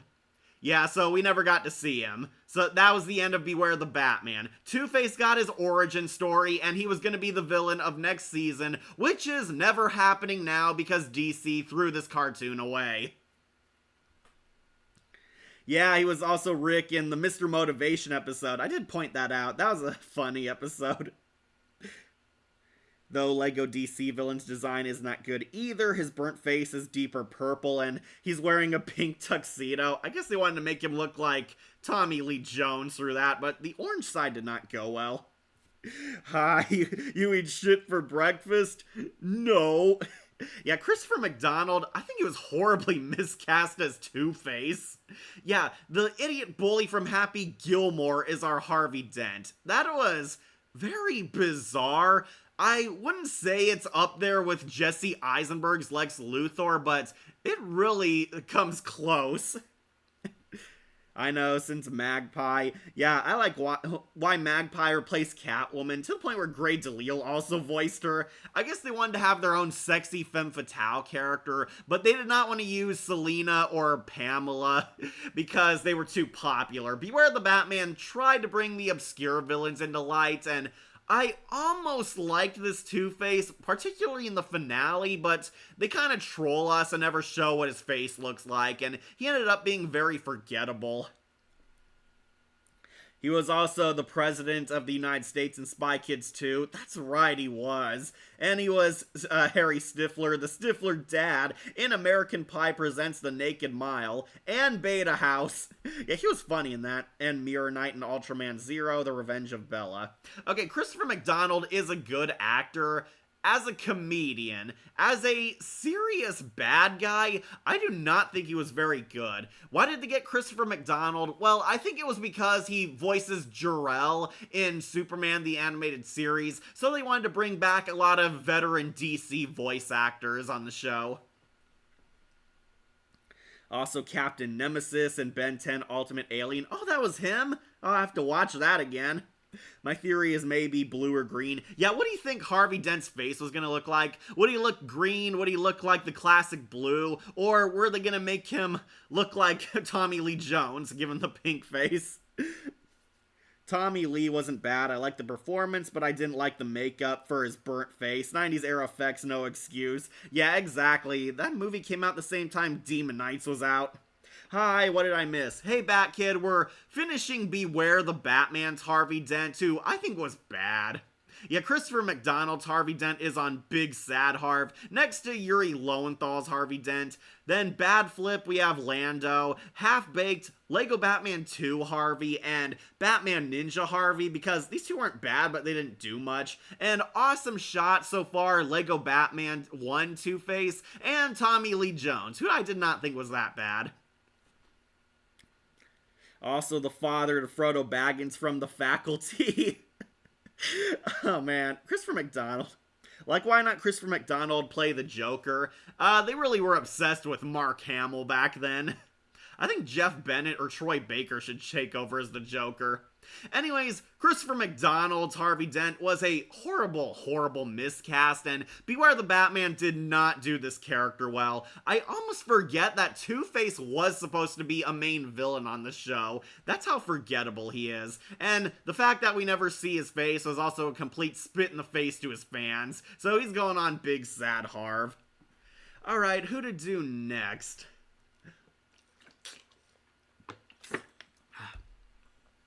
Alright, I think we'll knock off an easy one. TMNT Two-Face. Yeah, Batman versus the TMNT Two-Face, who's going on to Half-Baked, but above the Lego one and the Ninja one.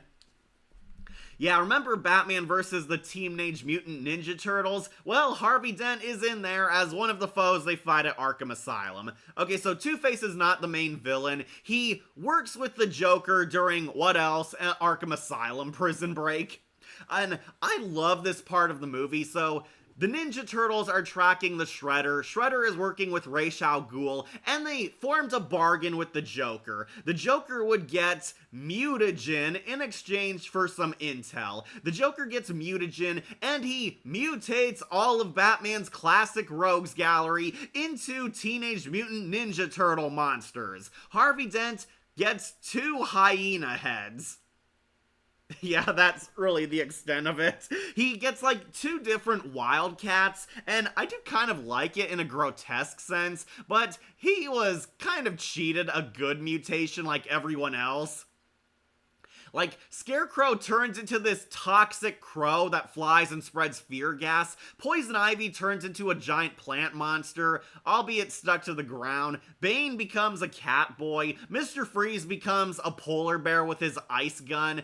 And Joker becomes like a cobra. Still kind of weird, but looks really cool. Harley Quinn becomes a hyena. And Two-Face gets 2 different Wildcats fused to him, going for a more body horror type of mutation, which I'll give credit. It does look cool, but he's kind of the exact same. He fights with guns, he fights with his fists. We never see like the 2 Wildcats like have a mutant power or something. It does look pretty cool. Keith Ferguson voices Two-Face, and he does fine for like the 8 lines he has, but that's really it. He's just a cool mutant minion.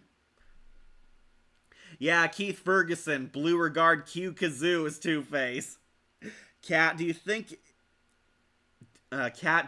is who's better, Two-Face or Ethan Bennett? Clayface, in my opinion. I do think Two-Face is much better because he's a classic staple character, but this character has been screwed up a few times. Clayface, I do like what they went with. He wasn't a bad option. Ethan Bennett is not on this list. I know he was a stand-in for Harvey, but he might be on a Clayface tier list instead. But I will go with Two-Face just because he's kind of a staple character.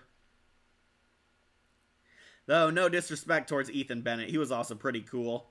One of my favorite moments of that film is how Ivy became a plant creature because she was useless as she can't reach. Yeah, she was stuck to the ground and couldn't move. It's so funny seeing the Turtles and Robin kind of maneuver around her against the wall. That was actually a pretty funny scene. Two-Face is there in the final battle, and I believe he gets killed by Man-Bat. Yeah, Batman gets mutated, turns into a knockoff Man-Bat, and it's implied he murdered Harvey Dent in his monster form, but we never get confirmation or denial. So Two-Face is kind of cool. He's there serving the Joker. He almost caps the hostage. He was in on the trap, and then he gets thoroughly wrecked by Man-Bat, and that's kind of the end of him.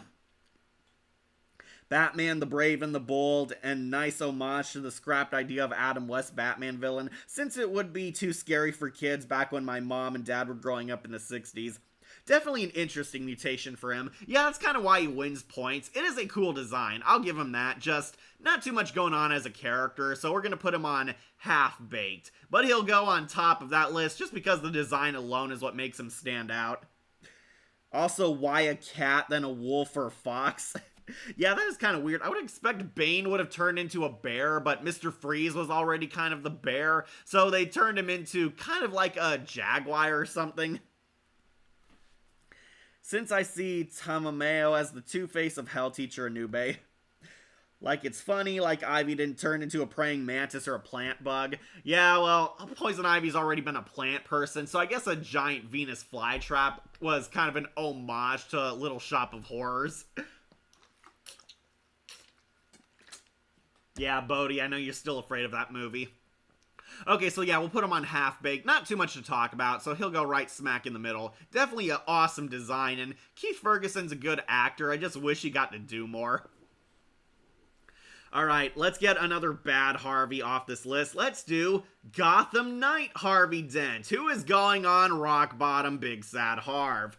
Yes, if you can't tell, this is Two-Face.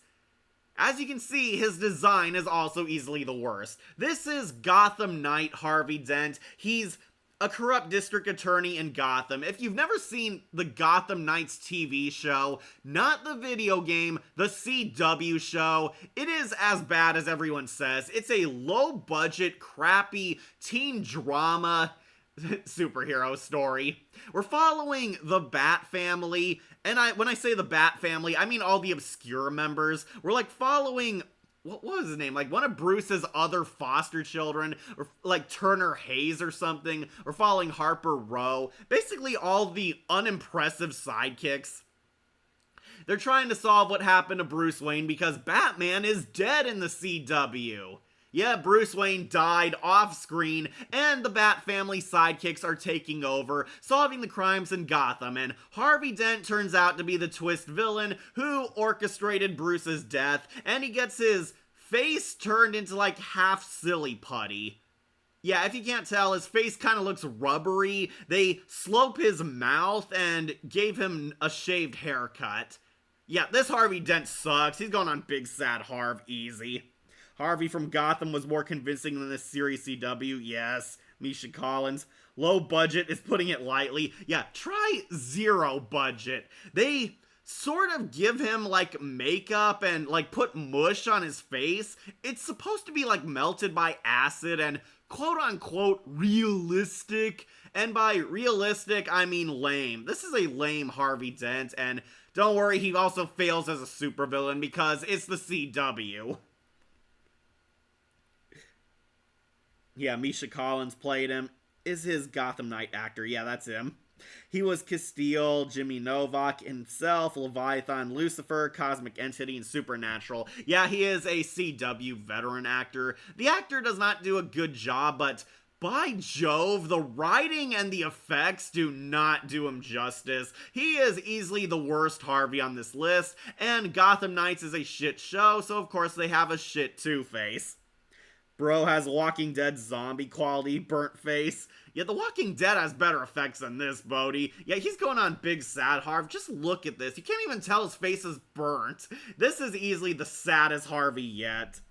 That one episode of American Dad, Francine getting burnt by acid, was more convincing than this. Yeah, that was nightmarish. Like he feels like Marvel Jigsaw than Two-Face. He does. Speaking of which, I'm also going to put on the Cape Crusader Harvey down here. So yeah, shocker, CW Gotham Knights Harvey sucks. He is easily the worst. But you know who also sucks? The Cape Crusader animated Harvey, who took the Gotham Knight design and made it animated. He's also going on to Big Sad Harv. So, if you don't know, this is from Bruce Timm's new cartoon, Batman the Cape Crusader, the one that's taking place in like the steampunk era of the early America days. Harvey Dent is a side character in this show, and we once again see his origin story. And as you can tell by his design, this looks just as bad as Gotham Knights. I swear they took the Gotham Knight Harvey Dent and made it animated. Yeah, he looks like Misha Collins. Like Marvel did have their copycat version of Two-Face. Marvel has a copycat of everyone. Hell, Black Cat is basically Catwoman. Okay, so this is basically a rehash of Yuri Lowenthal's Harvey Dent. Harvey is a corrupt politician. He's, of course, politically incorrect. He's behind a lot of shady stuff happening in old Gotham. He's trying to do good. They want him to be sympathetic, but it fails. It's exactly like Yuri Lowenthal's Two-Face. They make him very unsympathetic and unlikable before he gets his face burnt, so you don't really feel he earns a sad, tragic side. Agree, bad design. It looks bad too here. Diedrich Bader, yeah, he plays Harvey Dent. Diedrich Bader I know is a good actor because he's one of my favorite Batman ever. Yeah, Diedrich Bader from Batman Brave and the Bold voices this Harvey Dent, and once again, he does a good job acting-wise, but so did Misha Collins. Unfortunately, the writing, the artwork, and the direction they take Harvey Dent in did not do him justice. Harvey Dent's a corrupt politician. Eventually, he pays for it. He gets his karma through his face getting melted by acid, and the design happens on the different side of his face. Yeah, it really doesn't affect anything, and now it's on his right side, and it still doesn't look good. I do not like it. They go for kind of like a Vincent Price House of Wax type of look. He's trying to look like a wax museum monster in this version. Harvey Dent turns into the supervillain Two-Face. He tries to get revenge on everyone, but out of nowhere, he quote-unquote redeems himself and realizes there's still good in him, where he saves Barbara Gordon from getting killed by corrupt Arnold Floss. Yeah, he gets killed, and Harvey Dent is pretty much dead in the season finale of the Caped Crusader, meaning he's never coming back. Yeah, I did not like him. He's unsympathetic, he's unlikable. Diedrich Bader does a good job acting-wise, but the writing is garbage on this show. Bruce Timm has always been more of an artist, while Paul Dini was clearly the good writer. This Two-Face, awful design, awful personality, and awful redemption arc. They did him dirty. This one is a big sad Harv, no doubt. By the way, when did Batman come out? In 1939? I know Arkham Knight had like a passcode and it's the date. I do remember 1939. It was like in May. He was Batman in Scooby-Doo, Where Are You Now? And in the Scooby-Doo meets Batman, Brave and the Bold crossover. Yeah, Diedrich Bader is a pretty good actor. Unfortunately, his Harvey Dent left a lot to be desired. He's going on to sad for sure.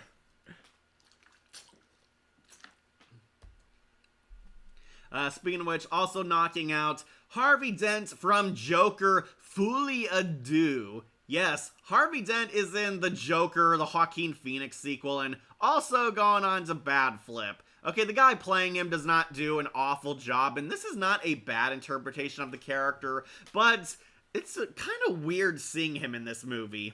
Yes, Harvey Dent is in the Joker 2, or Joker Fully Adieu, which also sucked. Harvey Dent is the prosecutor at Joker's trial, trying to get Arthur Fleck sentenced to the death penalty. We are following lawyer Harvey Dent. He's the district attorney. He blames the Joker for all the chaos happening in Gotham because of his protest movement. Yeah, that's really what they call it, and he's pretty much just there. He asks Arthur Fleck questions, and Joker 2 is a garbage movie. Do not watch it. This Harvey's just kind of there, pointing out exposition, info dumping. A lot of plot stuff is revealed through him. The guy playing him looks pretty good. He does a good job. He is fine. He's doing a good job acting, and he gets his face burnt where one of the Joker's protesters plants a bomb at the courtroom, and it blows up, killing everyone, but of course Harvey gets his face burnt, implying he's gonna become Two-Face in the future. Even though this is set in a time where Bruce Wayne is still like 11 years old. 1939, man, it's getting close to its 100th birthday. Very close. Harry Lauti is his actor, a British actor as Two-Face. Yeah, basically Harvey Dent is just kind of there. He gets half his side burnt by the bomb, and it's implied he's going to become Two-Face, even though I don't think Joker 2 is getting a sequel because this movie did horrible. Yet, don't watch Fully Adieu, and Harvey Dent is pretty much barely a presence there. The movie sucked, and appropriately, they didn't do anything with their Harvey Dent. He's there for fan service. This is a bad flip. Alright, so got a lot of good Harveys left. I think next we'll knock off the Death in the Family Two-Face, Gary Cole's Two-Face, who also gone on to Half-Baked. Alright, so if you don't know, there's this choose your own movie kind of thing out. Batman, A Death in the Family. It's the anniversary special to Under the Red Hood. And if you pick certain choices, Jason Todd can fight Two-Face, voiced by Gary Cole. Gary Cole is a good voice actor, I know that, so he did a pretty good job as Two-Face. Unfortunately, he didn't get too much time to shine. That's why he's on Half-Baked. Yeah, you can actually fight him if Jason Todd becomes his own vigilante, or if Jason Todd becomes Hush. Harvey Dent is like attacking the mayor's office, attacking City Hall basically, and Gary Cole is like in SWAT armor, fighting the place. He gets a few lines, a few kick-ass moments, and ultimately it's kind of a choose your own ending type of deal. Jason Todd can kill Two-Face, or Two-Face can one-up and kill him, and it leads to different directions in the movie. Surprise, no S tiers have been listed yet. Not yet. We want to get all the bad Harveys out of the way. No sick twins yet. Not yet. I know we should probably get one up here. Like I hate Lady Gaga as my best girl Harley Quinn. Yeah, she was very much miscast. She didn't really do anything. Anybody against public domain? I'm not. Alright, so Gary Cole does fine as Two-Face. He's pretty cool, pretty badass. Has a fight with Jason Todd, and either you can kill Two-Face, or Two-Face might kill Jason Todd. Jason Todd is like either Red Robin or Hush in these two alternate paths, and I will say Gary Cole did a pretty good job, but basically he's a filler villain in one of the alternate endings, so we're putting him on Half-Baked. Alright, yeah, I suppose we should get a positive Harvey Dent on our Slick Twins. Alright, we'll do it. Let's start appropriately with the best S-tier Harvey Dent, Richard Mole's Harvey from Batman the Animated Series, who will go on to Slick Twins. Yep, we finally got it. Appropriately, our first best one is one of my all-time favorites, Richard Mole's Two-Face from Batman the Animated Series. Like, who doesn't love this guy? Batman the Animated Series gave so much justice to a lot of Batman's characters and mythos, and naturally, Harvey Dent was one they knocked completely out of the park. Just be careful and don't do what they did to Winnie the Pooh. They did him dirty. Yeah, Blood and Honey. Got a lot of requests for that. Gary Cole was Mike Brady in Brady Bunch, and he was in the Twilight Zone. Yeah, I talked about him once on the hologram one. Her Pilgrim Soul. Two-Face. Now look at me, Batman. I tried to help you. Harvey falls. Harvey! Why couldn't you save me? Why couldn't you save us, son? Yeah, that hardcore scene. Okay, so this Harvey Dent is great. This one is perfect. Richard Mole perfectly captures the sympathetic, good Harvey side, but also the scary, creepy, dark side, big bad Harv. And what made him work is we actually got connected to Harvey Dent in this show. Throughout Season 1, Harvey Dent is a supporting character. He's there helping Batman or Commissioner Gordon on the sides. He's Bruce Wayne's best friend for sure. He actually does become mayor in this show. Harvey Dent is a fully fleshed out, utilized character in the beginning. We get attached to Harvey when he's a good guy. He's the best friend character. He banters with Batman. Poison Ivy seduces and nearly kills him. Harvey Dent has funny moments, has a lot of moments where we get to see his nice side, so we get attached to Harvey before a tragedy strikes. So, in one of the best two-parters ever, I believe it's like the Season 1 finale, Harvey Dent gets his face burnt, he becomes Two-Face, and we understand who Harvey is fully in this episode. Two-Face becomes kind of a Shakespearean tragedy, exactly like Mr. Freeze in this show. Harvey Dent wants to save Gotham, but it's very clear he's struggling to hold his split personality in at this point. We see he gets pissed off, he like almost beats a gangbanger dead, because he got his suit dirty and mocked him. He gets harassed by Rupert Thorne, who's trying to get some leverage on him. Rupert Thorne is the head mafioso, and he's losing control, mostly because of Harvey Dent's politics fighting back against him. Rupert Thorne finds his psych file and tries to blackmail Harvey, and this causes Harv to completely snap. He tries to murder Harv, his evil persona takes over, and through fighting Rupert Thorne's goons, he accidentally gets his face burnt when a factory they're fighting over gets blown up. Yeah, it is implied his face and body was mutated rather than fully burnt. Harvey Dent's like fighting him over the chemicals, like the Ace chemicals the Joker got made from, and it goes off, half the chemicals torch his body, leave him hospitalized. Batman tries to save him, but we get that very creepy horror movie scene at the hospital. Yeah, I'm not kidding. This is like one of the scariest moments of the animated series. How Harvey finds out half his body's burnt. He's in the hospital. The surgeons tried to save him. It's shot exactly like how Jack Nicholson's Joker found out his face was deformed. Basically, Harvey Dent's being worked on. They remove the bandages and see half his body was horribly mutated into this creepy blue mutant man here. Harvey gets out of the hospital and he traumatizes his fiancee Grace when she looks at him. Get that epic face reveal shot of Harvey now with a Two-Face, and realizing he can't go back, that his life is in ruins, he embraces being the supervillain Two-Face, going on his villain spree and getting revenge on all those who wronged him, starting with Rupert Thorne and then the Batman. The series is about on par with Scooby-Doo on Zombie Island. It's that good. Fully agree, Christopher. Fully agree.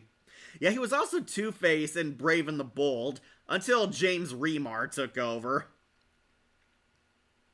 Yeah, R.I.P. Two-Face's animated series actor. Yeah, Richard Mall, he played Two-Face, and this might be my #1 favorite Two-Face. I love Richard Moll's voice acting in this. He captures both the sweet, innocent, nice guy Harvey, who tried being a friend to everyone, who tried bringing good, who was total bros with Bruce on this show. I love his dark side, though, too. Big Bad Harv is very creepy, very Freddy Krueger-esque, kind of this sociopathic killer. He almost murders his therapist at one point. Big Bad Harv gains a lot of power over Harv as the show goes on, and mostly is his supervillain side. Two-Face gets a lot of the best episodes in the series, from his start to literally the series finale. Yeah, Harvey almost kills Rupert Thorne, and this was the show that actually introduced the fooling Harvey by throwing all the coins up in the air trick. Yeah, he almost murders Rupert Thorne, is about ready to cap him in the head, but as he's flipping the coin, Batman grabs like a whole bunch of coins and throws them up in the air, and Harvey can't tell which coin is his. He loses track of it and has a total crash out. He melts down and breaks down, realizing that he can't function without his coin. Batman realizes his best friend is gone, but doesn't give up hope in saving him, and unfortunately we never see Grace ever again in the animated series. I'm kind of sad we never do, because she was kind of his morality pet. She sees the good in Harv and still kisses him even with his burnt face. It's a really tragic villain origin. Yeah, I will debate that Two-Face might be a better episode than Heart of Ice. I know, controversial, because Heart of Ice is an S-tier epic, but I actually do love Two-Face's origin story more, because Harvey Dent was fully fleshed out as a character by this point, and they do hammer home the tragedy that Harvey can't go back to his old ways. His life is in ruins, his image is pretty much ruined, and now all he has is being a supervillain. Harvey Dent becomes a new rival mafioso, swearing revenge against Rupert Thorne and the Dark Knight. Then he got a lot of fun episodes as the show went on. He gets villain team-ups. We have Almost Got Him, one of the best episodes where he's debating his story. Two-Face was the one who almost killed Batman with that giant penny. Yeah, I do like they gave it an origin story. Ever wondered how Batman got that giant coin in the Batcave? Well, Two-Face used it in one of his Adam West death traps to kill the Dark Knight. He failed because Batman used the coin's momentum against him and almost beat Two-Face with it. They actually let him keep it. It's like hung up in his own museum or something. This shows how much you could get away with showing back then compared to nowadays, especially with Two-Face in this series. Yeah, but they did kind of lessen his deformed side. I believe that they claim he's mutated on this half. They do use chemicals, so he's not a burn victim like in everything else, but Batman the Animated Series really rocks. I love this design they gave him. I actually did have an action figure of this Harvey Dent. I found him at like a Walmart, and it looked really cool. Yeah, Batman, of course, blames himself because Harvey was his best friend, and you do really feel the impact, the tragedy behind that, because Batman is still trying to save Harvey. His second best episode, one of my favorites, Harvey Dent actually tries to reform. He's getting plastic surgery to fix his deformed half. He wants to become normal and wants to do good again, and we find out Bruce Wayne is actually backing him up, actually paying for his surgery. However, something goes wrong. Two-Face is abducted before the operation can proceed, and Batman and Robin investigate. Though it kind of leads into the lame half of of the plot, we're led to believe that Rupert Thorne or the Penguin did it. Like, they tried to put a hit out on Harvey and they took him. We find out, no, Rupert Thorne actually didn't, and the Penguin has been locked up in prison this whole time. And honestly, one of the worst moments of the show, Batman is attacked by Penguin's pet carrier pigeons. Yeah, that actually happens. Penguin has like a bunch of carrier pigeons he's like training and forcing to dance, and the pigeons almost kill Batman. Like, the pigeons swarm Batman and he falls off, but don't worry, he survives because he's Batman. I actually kind of don't like that moment because Batman's so badass. How are birds actually beating him? And not Penguins and mutant birds, like regular ass pigeons.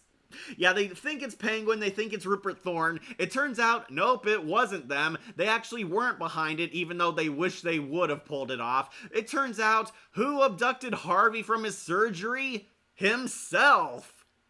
Yeah, it is kind of a fun twist. It's Big Bad Harv. He wants to take over Harvey completely. Big Bad Harv staged their own abduction behind his good half's back somehow, and paid his goons to take him out of the surgery so he can continue being a supervillain taking control of Gotham. We have that cool kick-ass fight on the construction sites, and once again, Batman uses the coin against him in this very peculiar way. Like, Two-Face, of course, has to make a decision on his coin, and it lands, like, right on its side. Like, the coin is standing straight up. It doesn't land on heads or tails. The coin lands on its side, and it's, like, rolling away. It is a very trippy Batman action-y way to outsmart him, but yeah, the coin lands on its side, and Harvey loses his mind, allowing Batman and Robin, of course, time to escape. They beat up all of Two-Face's goons, and Harvey almost dies chasing after the coin, but he can't let it go. He almost falls to his death, but Batman saves him, and we actually end on this very bittersweet, heartwarming scene of Two-Face is getting taken back to the asylum, but Bruce Wayne shows up in person, showing that he still feels sympathy for Harvey, and we actually get this very tearful reunion scene. Bruce, you're always there for me. I should have known. You're such a good friend, always being there when I need you the most. And yeah, I actually do love this scene. The ending is easily my favorite part, because despite everything Two-Face has done, Batman still cherishes his friendship. And I believe this scene would inspire the Telltale Two-Faces scene, where Harvey and Batman have their friendship falling out. Yeah, Richard Mall, rest in peace. You were awesome. He was Principal Rabi in Casper, The Spirited Beginning. He was also in Scary Movie 2. He's Daddy Kane or whatever. Yeah, I was surprised that Richard Mole was in Scary Movie 2. And he was Scorpion in Spider-Man, the animated series. Also pretty badass. And he was in Scooby-Doo, Curse of the Lake Monster. He was? I have to rewatch that. Yeah, he was also Two-Face in one Brave and the Bold episode. I think it was 2, actually, but yeah, he voiced Two-Face in Brave and the Bold until they got rid of him for James Remar. Ugh. I remember Robot Chicken made Two-Face become 3-Face and 4-Face. LB1's Harvey figure design is literally from Batman the Animated Series. Lego Batman. Yeah, that pretty much is, because this is the best design Harvey Dent's ever had, next to The Dark Knight. But everybody loves the animated series because it gave some of our villains the key traits which made them popular, and some of the coolest designs. I do not think the animated series Harvey has been topped, unless you want to debate Aaron Eckhart, who is also cool, but this is one of my favorite Harvey Dents ever. He might be our number 1. Will he be outclassed? We'll see. I'm gonna go ahead and say it. If Harvey Dent from The Dark Knight is the GOAT. He even made cameos in Batman Beyond. Well, his stand did. He has like a mannequin in the Batcave, and I believe Bruce beheads him, which is kind of dark and screwed up when you remember they used to be best friends. If there's one that actually is a balance of realistic and is way hard to look at, it's The Dark Knight Two-Face. Yeah, we'll get to him soon. Well, I think Twice is My Hero Academia version of Two-Face. Hi, Cat. Hey, Bat Kid. I had to leave during the Cat Two-Face review for a bit. What did I miss? We're on the animated series Harvey Dent, who is our first S tier. Really? Carrier pigeons of doom? Sheesh, Pangy. How corny can you get? Like his face have blue skin and white hair. Yeah, they implied he got hit by chemicals rather than fire or acid, so it mutated half his body instead. That's how they got around that PG rating. Like, why pigeons? Like, did Thomas Asterisk use the pigeon minion Mr. Pigeon? Yeah, that's kind of what the Penguin was for a long time.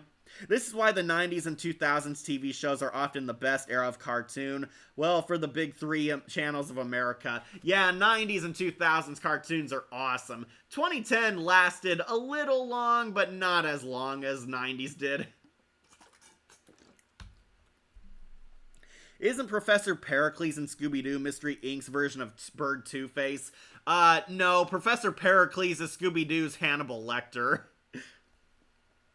Also, Two-Face doesn't have a pet in the traditional sense, but he is associated with a Janus cat, a rare feline with two faces, which he names Harvey after himself.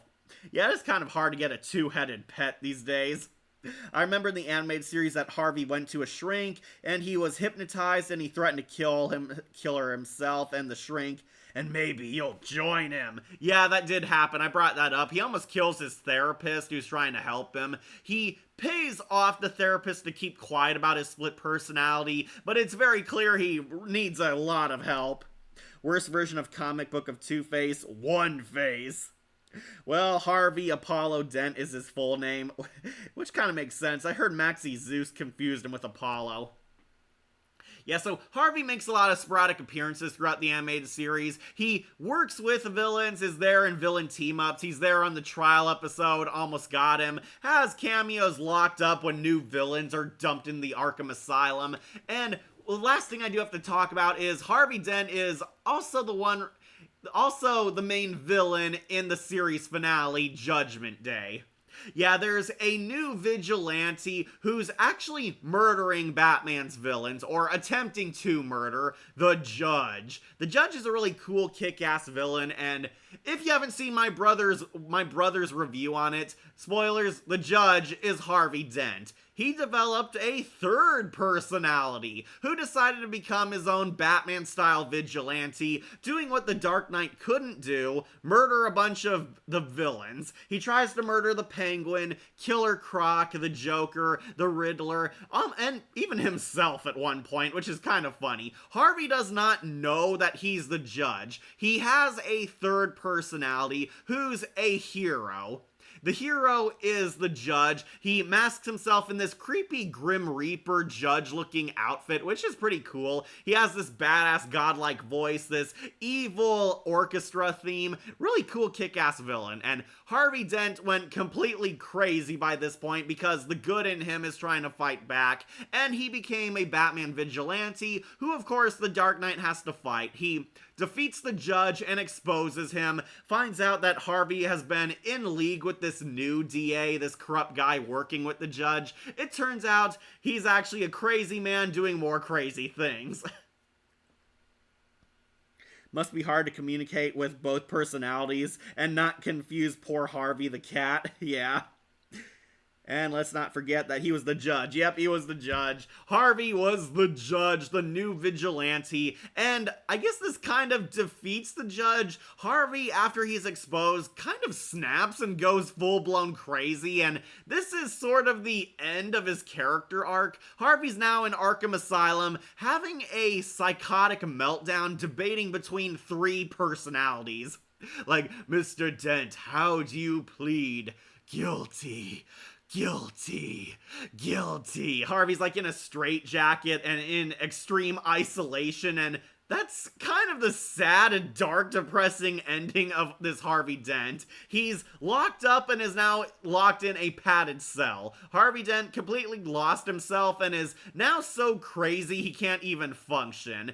And it's really sad because the Judge was actually a really cool personality, but presumably after Batman unmasked him, he kind of lost it by that point.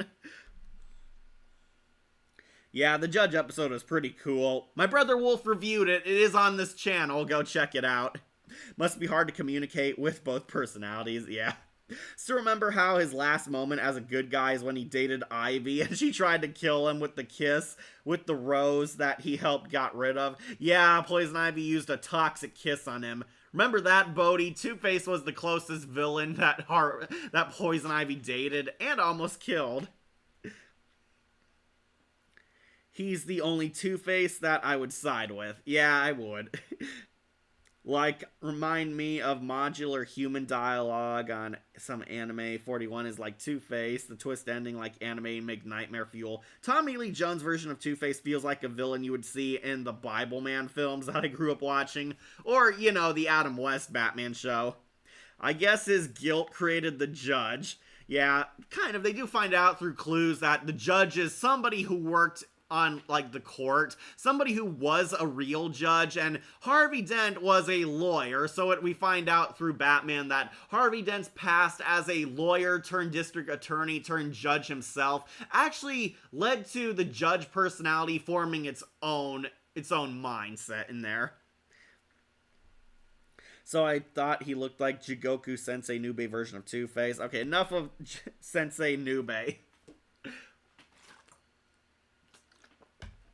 Alright, so yeah, the finale to Two-Face is really dark and creepy. Two-Face pretty much goes full-blown Norman Bates psycho at the end of his tale, and he's locked up in extreme isolation, going nuts between his multiple personalities, and that's kind of the sad, bitter ending of Harvey. He does make some cameos, like in the Justice Lord universe and in Justice League versus the Fatal Five, where he befriends, Starboy, I think that was his name? Yeah, they're both like kind of cellmates and buddies, but I really love this Harvey Dent. Of course, he's going on to Slick Twins. This is our first badass Harvey Dent. Richard Mole knocked it out of the park. He is one of my favorites, and the animated series, surprise, was perfect in every way, so of course they made the perfect depiction of Two-Face. So he might be my number one just because of how awesome he is, but will he hold on to that position? We'll see. But we gotta get to our other Harveys. Alright, let's do Justice League Action Two-Face, Robert Picardo's Two-Face. If that name sounds familiar, Robert Picardo is the Doctor on Voyager. Yes, he actually voiced Two-Face on Justice League Action, and sadly, I love you, Doc, but we're gonna put you on Half-Baked. Yeah, once again, we got another average Harvey Dent. Robert Picardo plays Two-Face in like 2 or 3 episodes. One was an actual episode, 2 were actually kind of shorts on YouTube.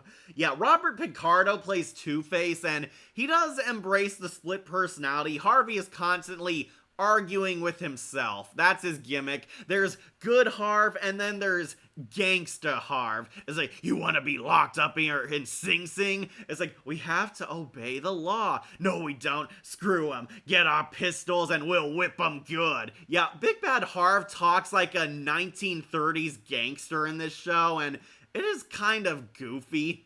So, Justice League Action I do like as a series, but their Harvey, kind of meh. He's not very impressive. Harvey Dent has been taken in by Batman. We learned an assassination was placed on him, and Deadshot is kind of the main villain of this story. Deadshot is trying to terminate Two-Face and like find his treasure or something. Two-Face is trying to get out of Gotham, but he's being held by Batman and Plastic Man. That is his big episode. Plastic Man is voiced by Master Shake, and yes, they did get Kevin Conroy Batman. I totally forgot that he was in Justice League Action. Yeah, you and me both. Robert Picardo was also one of the Acme VPs. Rhetorical question on Looney Tunes back in action.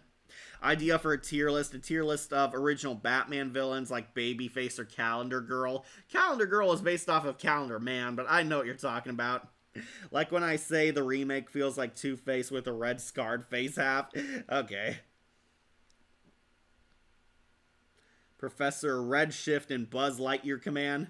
Yeah, Harvey Dent, Two-Face, was on Justice League Action for like a handful of episodes, he was not a major player. Harvey Dent manages to escape because Plastic Man is an idiot. Yeah, Plastic Man is Master Shake, so of course he's stupid in this cartoon. He loses Harvey Dent. Harvey Dent manages to go to the bus stop where he had like some treasure hidden away in one of the lockers. Harvey Dent almost gets it, but we find out Deadshot was using him to lead himself to it, and Plastic Man gets his big atonement moment where he defeats Two-Face and Deadshot. Deadshot is actually pretty badass in this show, and he's kind of the main villain. Harvey Dent is a secondary antagonist, which I guess makes sense because number 2. And he appeared in a few of the YouTube shorts, that's about it. Robert Picardo is a good actor, but his Two-Face, not one of my favorites. This is a very forgettable Two-Face. They clearly made him look like the animated series Two-Face because Justice League Action was kind of a love letter to the DCAU and Brave and the Bold. I think he's fine. He's really fine. Robert Picardo could have been a great Two-Face, but he's just put into a more comical episode in a comical setting, so going on to Half-Baked. Just very underutilized too. Well, it's a shame Two-Face never have a red scarred. Yeah, it is kind of. Well, Firestorm loses Two-Face, not Plastic Man. Okay, my mistake. I didn't mix up. It's been a long time since I saw that.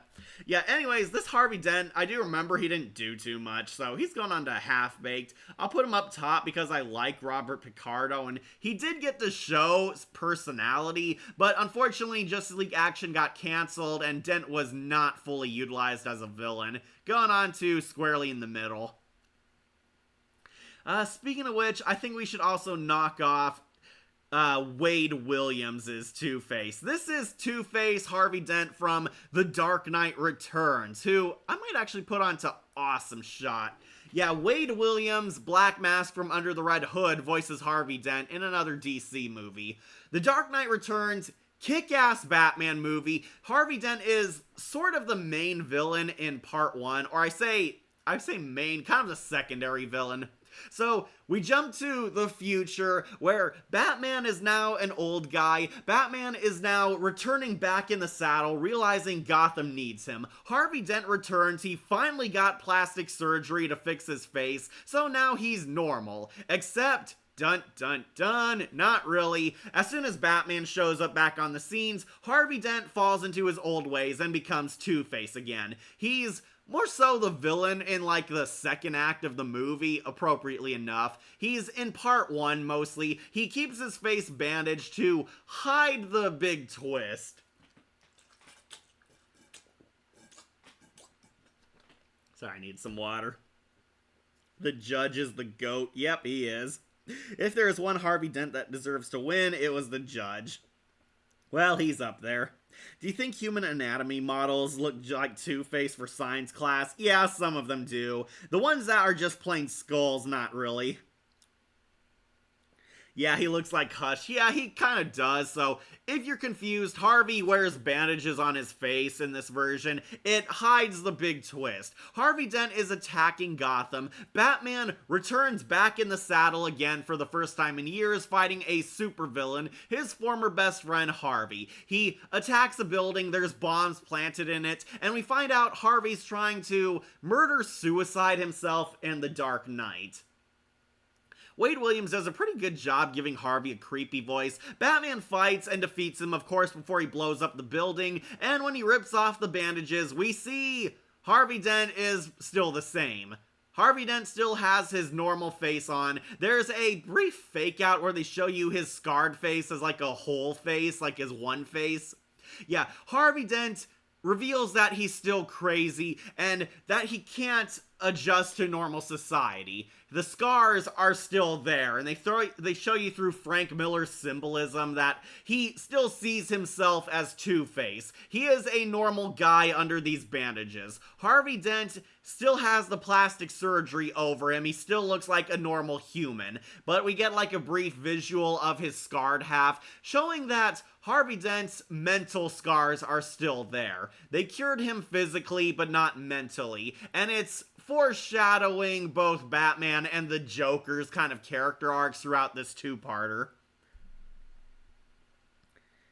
I really do like The Dark Knight Returns Part 1 and Part 2. Both of them are equally better. Yeah, those are really cool movies. The Dark Knight Returns, it is awesome. I highly recommend them. Harvey Dent is kind of a filler villain, but he's there to foreshadow that this is how Batman and the Joker really are. It's foreshadowing that the Joker is also crazy and still himself. He's just in a coma. And it foreshadows that Batman still has scars of his own that he has not overcome even in this long tenure as the Dark Knight.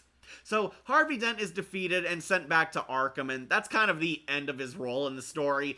It's basically a character who foreshadows the other bigger character arcs in the grand scheme of things. But I think they did a pretty good job. Wade Williams is awesome, and this is a totally sympathetic Harvey Dent because he doesn't like being evil, but he also doesn't like where he is in life. He's very much questioning himself and fell back because he's addicted to his villain personality. So the sympathetic Harvey is there. I will put him on awesome shot, but still below Lego and Tommy Lee Jones Two-Face. Yeah, he does kind of look like Hush. It hides the twist. We're led to believe that he's Two-Face again under there. The Dark Knight Returns is a story meant for hardcore Batman fans. They trick you into believing he's Two-Face under his Hush bandages. Then, once Batman beats him up and rips him off, we get the twist that he's still normal. He's just mentally, internally damaged. Yeah, he was Samuel Kraft in Candyman, Day of the Dead. Ooh, I'm sorry, Wade. And he was Black Mask in Under the Red Hood. Yeah, he was cool in that. General Gregor in Buffy the Vampire Slayer. Ooh, I'll have to see him on that. So, James Gunn's Daphne Blake meets Two-Face. Does she? These guns are the weapons of cowards, old man Batman. I did get goosebumps when Batman says he crossed out both of the heads. Yeah, that was awesome.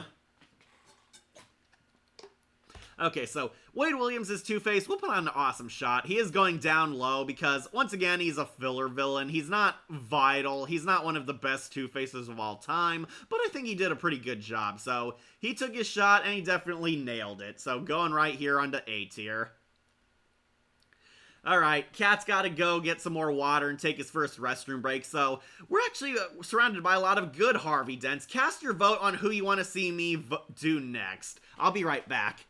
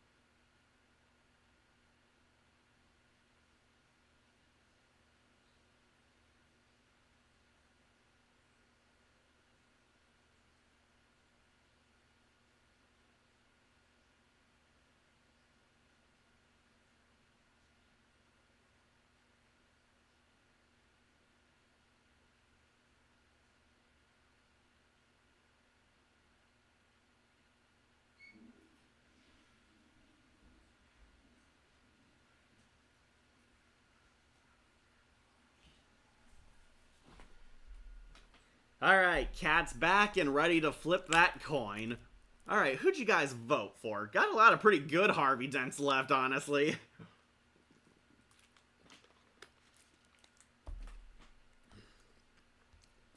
Batman Brave and the Bold Harvey, Harley Quinn cartoon Harvey. You guys, let's save the Arkham game version as the finale. Okay. Alright, we'll knock off these ones. We'll do Brave and the Bold Harvey Dent. This is, at first, Richard Mole voiced Harvey Dent for like 2 episodes. Then he was replaced by James Remar. If that name doesn't sound familiar, James Remar also played Papa Hitler from Cradle of Darkness. Yeah, I know you all love that review. And James Remar was also the worst Raiden ever in Mortal Kombat Annihilation. Okay, so James Remar actually is a good actor, but he was clearly trying to do an impression of Richard Mole. But I will give him credit. This Two-Face, going on to awesome shot. Yeah, I will put him under Tommy Lee Jones, but above the Lego Two-Face. Alright, this is Batman Brave and the Bold's Two-Face. He's definitely okay. Two-Face is there. He's like in cold opens. He's in villain team-ups. He gets one episode that actually focuses on him, so I'll try to make this quick. Richard Mole is there voicing Two-Face for at least the first season. Then, later down the line, James Remar kind of took over voicing him. I'm not sure why, because Richard Mole is just so awesome, but Harvey Dent gets basically two storylines of his own in this show. Batman Brave and the Bold focuses on a lot of obscure DC characters, so Batman's villains slowly appeared over time. They're trying to get us acquainted with a new main cast in the show. In the cold open, we see Richard Mole come back as Two-Face, leading to one of the most hilarious scenes ever. Batman is trapped by Two-Face and his goons, and once again Two-Face decides to flip the coin to decide Batman's outcome. And to Batman's sheer luck, the coin lands on the good side, where Harvey turns good and beats up his own goons, teaming up with Batman against them. Yes, really, that actually happens, and it is hilarious. Two-Face becomes the ally teaming up with Batman. He and his goons have the Dark Knight surrounded, flip the coin, it landed on the good side, which means Good Harv is taking over. Yes, really, Good Harv punches out his own minions, and Batman and Two-Face work together to beat up his own gang. It is so hilarious, and what topped it all off was the ending. After beating up his own gangsters, Harvey and Batman are now alone, and now Harvey has to make a choice on what to do next. He flips the coin, and as they're watching it in midair in slow motion, Batman just punches him out. Yeah, it is hilarious. Brave and the Bold is one of the funniest Batman cartoons ever, and that short appearance of Two-Face really made me love the show.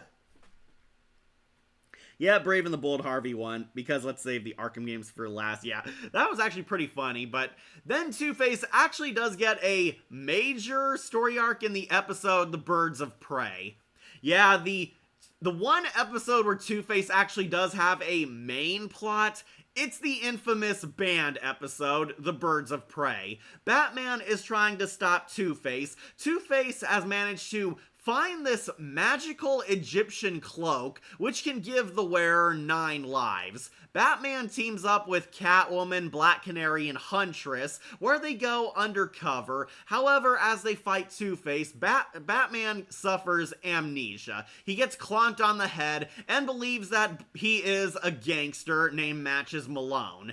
Yeah, that was one of his monikers in the comics. Batman loses his memory and becomes a real crime lord, where he turns against the Birds of Prey, and it's up to the lady heroes to save the day. Birds of Prey is one of their best episodes ever. I really liked it. I might be misremembering the title, but it's the one about the ladies. Of course, my favorite Catwoman's there, and everyone's crush Black Canary and Huntress are also there.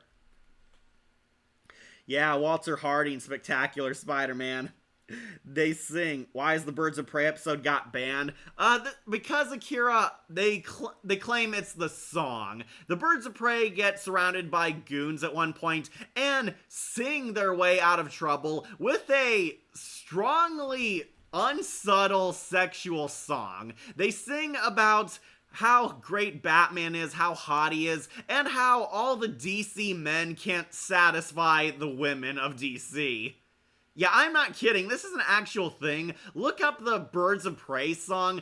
It allegedly got the episode banned. I think they also claim it's because Batman actually does die, but he's wearing the magical 9 lives cloak, so it resurrects him. He suffers some pretty gruesome deaths. He, falls off the highway. He jumps off, a 30-story building. Batman gets shot at. There's actual guns used in the show. Batman is dying, but because of the 9 lives cloak, he keeps coming back. He's immune to death. Sorry, I just catch up on comments. If Two-Face shows up in the new Batman trilogy or the new DC Cinematic Universe, I hope they don't CGI his face. Yeah, me too, but Christopher Nolan's Two-Face actually did look pretty good with CG. What happened to my comment? I'm not sure. Did you say something bad? It got deleted or something. That's it. The Mask of Matches Malone. That's the official episode. The Birds of Prey song is what I keep remembering. Yeah, the Birds of Prey are in it. There's no Oracle. It is Huntress, Black Canary, and Catwoman. Nika Futterman voices Catwoman, who I really liked. She made it on my top 10. Alright, so what does this episode have to do with Two-Face? Well, Harvey is the rival mafioso fighting gangster Bruce Wayne. Like, Batman thinks he's matches Malone, and Two-Face is losing to him. Two-Face loses his goons, he loses his money, he gets upstaged by matches Malone. Harvey finally pieces together that matches Malone is not who he really is. He's actually Batman who lost his memory. So Harvey comes up with this weird, goofy-ass plan where he pretends he's Batman and gets back at the Dark Knight by stealing his life and becoming the Caped Crusader. Harvey Dent shows up to save the Birds of Prey dressed as Batman. I am dead serious. This actually happens in the climax of the episode. Harvey Dent gets sick of losing to this rival gangster, so he becomes the Batman. He fights Matches Malone and foils the death trap, saving the Birds of Prey. And during their fight, Harvey Dent manages to clonk Bruce on the head, where he gains back his memory. And Harvey Dent indirectly saved the day, and then gets his ass kicked. It's a really goofy episode, but really funny. Batman times Catwoman forever. I agree, Batkid. Much healthier than that bitch Talia. I was telling a simple and clean way of saying why it was banned, but it was deleted. Guessed it wasn't clean enough for YouTube v Scorpio. Only I remember it was YouTube or Netflix before it got removed to show the Birds of Prey doing. Enchantress, Aquaman, his fish is, they said his fish was small. Yeah, you kind of get that idea. So, The Mask of Matches Malone is an infamously banned episode, and unfortunately it's the one where Harvey Dent has the most to do in it. It got banned allegedly because of the Birds of Prey song. It is hypersexualized, and if you don't know, this episode was written by Gail Simone. And my comic fans will now fully understand why it was banned. Gail Simone is very much a risque writer. Just watch her Justice League episodes. It's superhero kids show the main characters never stay dead. Yeah, of course they don't. Batman uses the 9 lives cloak. Harvey was just trying to steal it, then he gets his ass kicked. Batman gains his memories back. It's all a happy ending, except Catwoman dumps him. Yeah, Catwoman was only helping to steal the magic cloak, but we do get a scene of her feeling bad about doing it, hinting at that will they, won't they Batcat relationship. Unfortunately, it's the one time Harvey gets a role in the plot, and of course it's the banned episode, but I think James Remar actually did a pretty decent Harvey Dent. Richard Mole is definitely one of my favorite voice actors, but Remar came in and kind of did a pseudo Richard Mole voice. This Harvey Dent is basically a Adam West style version of Harvey Dent, and a much better take than Tommy Lee Jones. Well, Tommy Lee Jones is also funny, but a much better one than some of the other ones down here, so I will put him on Awesome Shot. James Remar definitely did a decent job, and I kind of wish we got more of this Two-Face, because the plot went so insane, it was funny. Yeah, this episode aired in Australia before the US, but only on iTunes. WB was forced to change at least one supposedly racy shot in the musical number. Well, when it's Catwoman, Black Canary, and Huntress, every shot with them is hot. It feels like the inverse of censorship rules of the 60s with kids shows, mostly in that they are afraid to scare kids even a little bit. Guilty pleasure of the Birds of Prey episode of Brave and the Bold. I actually think it was an unironically good episode. I don't get it. Batkid, are you talking about the Aquaman has a little fish? That line, something guys will definitely get. Who's Gail Simone? Gail Simone was a DC writer. Gail Simone was one of the head writers on Birds of Prey, which was why she was tasked with writing this episode. Gail Simone helped forge the Huntress and Black Canary's personalities, and she was chief of staff when Birds of Prey was a popular comic. So of course she wrote the Birds of Prey episode for Brave and the Bold. Like, he get the green half face. I guess that was to censor it. They didn't want to repeat the blue face, but they also didn't want the gory red face. Adam West versus the Two-Face movie. It was a nice tribute to the Adam West series before the Legend's death. R.I.P. to the GOAT, Adam West. Nobody messes with Adam Wee.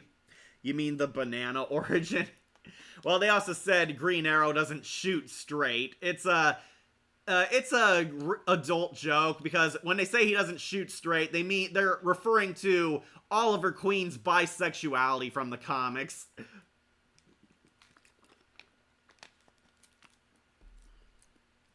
Yeah, Batkid Shinobi saluting. Yeah, they make a ton of risque jokes during the song. They say Aquaman has a little fish. They hint at Oliver Queen's bisexuality from the comics. They say Jaime Reyes is just a kid, so he can't satisfy. And Plastic Man is quote-unquote putty in our hand. Yeah, it really goes there. Gail Simone definitely went balls to the wall with that song. Yeah, James Remar's Two-Face, he's going on an awesome shot. So somebody also requested we do the Harvey from Harley Quinn show. Yes, Harley Quinn actually has Two-Face, and he actually is one of the funniest characters on the show, so I'm gonna put him onto awesome shot. I will put him above James Remar because he had way more episodes, but below Tommy Lee Jones because I still find Tommy Lee funny. You mean the banana organ? Sorry, got it from Dan da Dan line. Okay.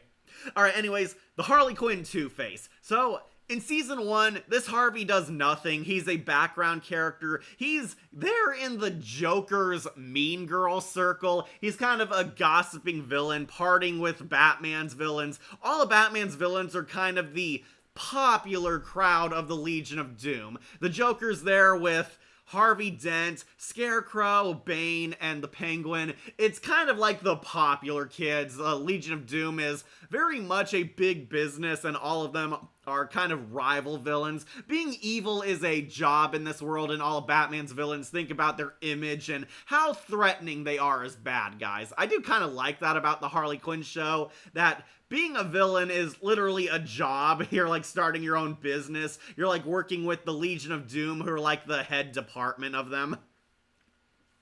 A moment of peace for Adam West. Yep, really love him. Andy Daly is his actor. Okay, thank you, Akira. I almost forgot his name. Yeah, Andy Daly. I believe this is Tim Daly's son voicing Two-Face, which is kind of funny casting. So, Two-Face doesn't do much in the first season. Then comes the second season. The Joker managed to plunge Gotham into complete chaos. Gotham City became a no man's land, and all of Batman's rogues are fighting over a piece of Gotham, Arkham City style and No Man's Land style. Two-Face is one of the villains who managed to get his own land. All his turf are old-fashioned 1930s mafiosos. They all obsess over the number 2. They all flip coins. They all have half suits like him.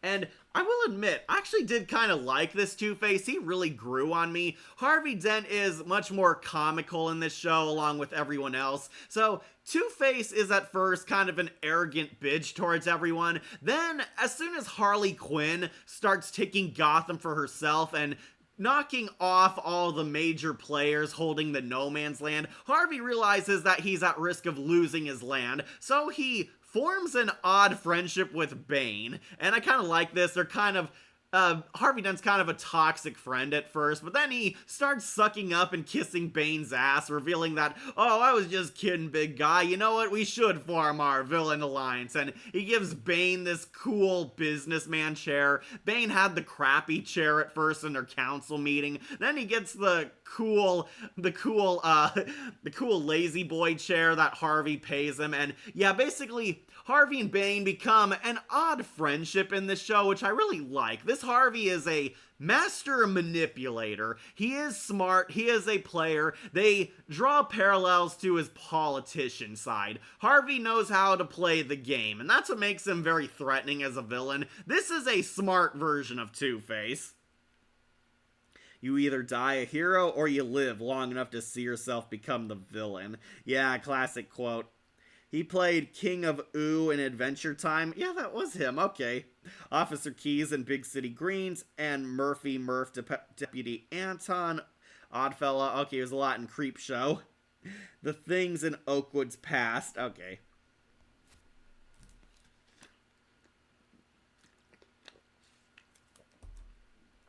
Okay, so I love this Two-Face because he is funny. He's like one of the funniest characters on the show. He kisses Bane's ass. They become kind of odd friends throughout the series. He kind of bullied Bane at the start, but then begrudgingly started respecting him. They both lay siege upon Gotham, and this version of Harvey more or less became arch enemies with Jim Gordon. Gordon finally gets his balls back and be's a man, and he is the one who defeats Two-Face. Yeah, they figured out that this version of Harvey was actually a very complex and interesting, funny villain, so they decided not to have Harley Quinn kill him off, but Jim Gordon, who's been suffering depression all season, finally gets his groove back, and Commissioner Gordon has a badass moment where he launches a one-man assault against Harvey's forces, and he's the one who beats up and takes out Harvey Dent. Two-Face loses to Commissioner Gordon, and Gordon gets a moment where he's a manly, badass action hero. Unfortunately, Gordon gets kind of screwed over by the dirty politics, and they give him no respect, leading to Harvey Dent becoming a twisted frenemy towards Commissioner Gordon. Two-Face and Gordon become kind of this frenemy type of couple. He's giving Gordon advice on his mayoral campaign, and Two-Face is clearly a puppet master. He's using him, he's playing everyone, and that's kind of why I put him into Awesome Shot, because Two-Face never loses his menace as a villain. Even though he's funny, he's still a sociopath playing everyone, making sure he's still getting some benefit from all this. And eventually he escapes Arkham Asylum and sort of becomes Gordon's rival. He and Gordon become kind of frenemies in this show, and that's what makes him very fun. Well, I guess half of yourself in Harvey's case, yeah. And going to leave since I have a meeting at 7 p.m. Bye, Akira. So Batkid Shinobi will do the role of explanation. So, what other tier list have you in mind? Upcoming cat. Somebody wanted a Poison Ivy tier list.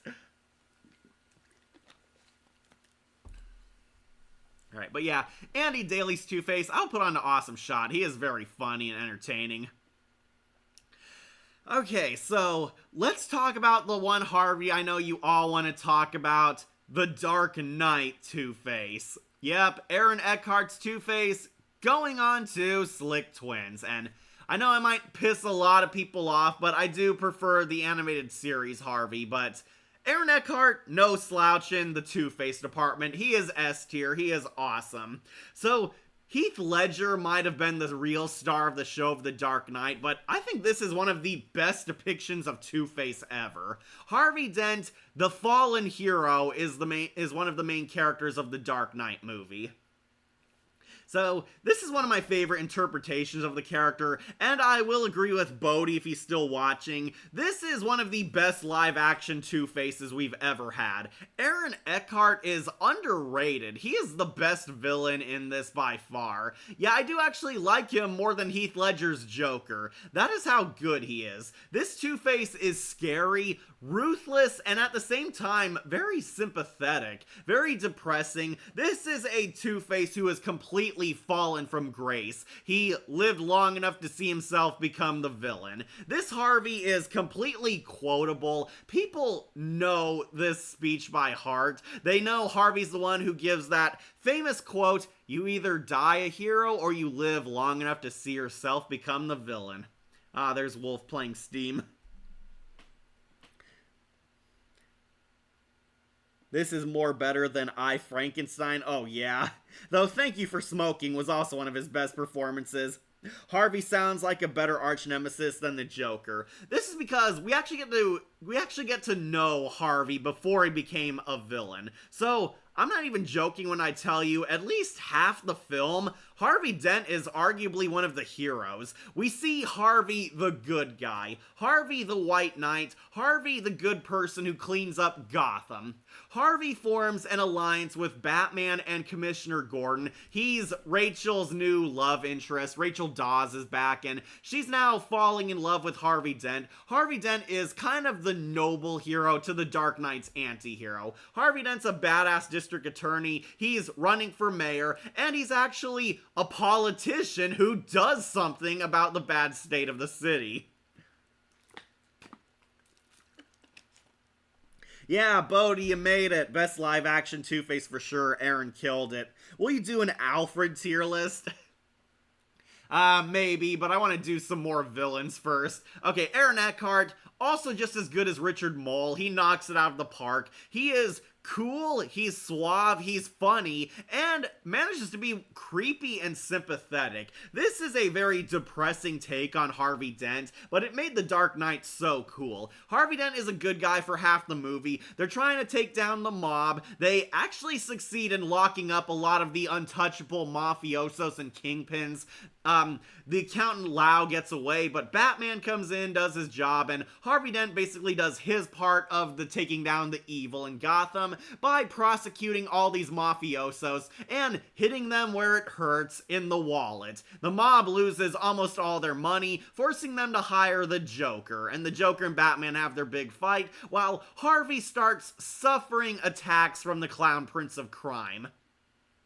Joker attempts to assassinate Harvey several times. We do see this Harvey's actually smart. He acts as bait for the clown. You get that awesome car chase scene. The Joker falls for it hook, line, and sinker. Nearly caps Harvey, but the real Batman shows up and kicks his ass. We find out this is a very smart Harvey Dent and very noble. He's willing to sacrifice himself. He plays himself as bait for the friggin' Joker. That is automatically badass. Batman shows up, awesome car chase, and they eventually defeat him. Harvey Dent is very nice, kind-hearted, but we find out the Joker also had his overly complex villain plan in case things went wrong. It turns out he planned a prison break, and Harvey and Rachel were taken hostage thanks to the Joker bribing / blackmailing / threatening a few of the dirty cops. Yeah, Alfred tier list might do it, but I want to do some villains because they're fun to talk about. Yeah, so Harvey Dent, as you know, gets his face burnt. You could tell it looks really cool. Harvey is held hostage in one warehouse while Rachel is in another, and the Joker tricks Batman into telling him which address to go to. Batman's trying to find Rachel while the police are trying to find Harvey, but the Joker trolled them. He played a big joke on them. They went to the different warehouses. He gave them the wrong addresses. The police show up at Rachel's building too late and she blows up. Batman shows up and realizes he found Harvey Dent, and he saves Harvey because he realizes he has to now that he's here. Harvey accidentally gets like half his body splattered in oil. He's like tied to a chair. He's trying to break out, but he accidentally falls on like one of the bombs, like an oil canister, and we see gasoline running down like half his body. And yeah, pretty much setting up that he gets his face burnt. Batman manages to get Harvey almost out, but then the building blows up and half his body catches fire from being drenched in that gasoline. Best live action Two-Face and a goated version. I agree. Decent people living in indecent times. Yeah, I love that line. You can say Harvey had one bad day. You all can go insane with just one bad day.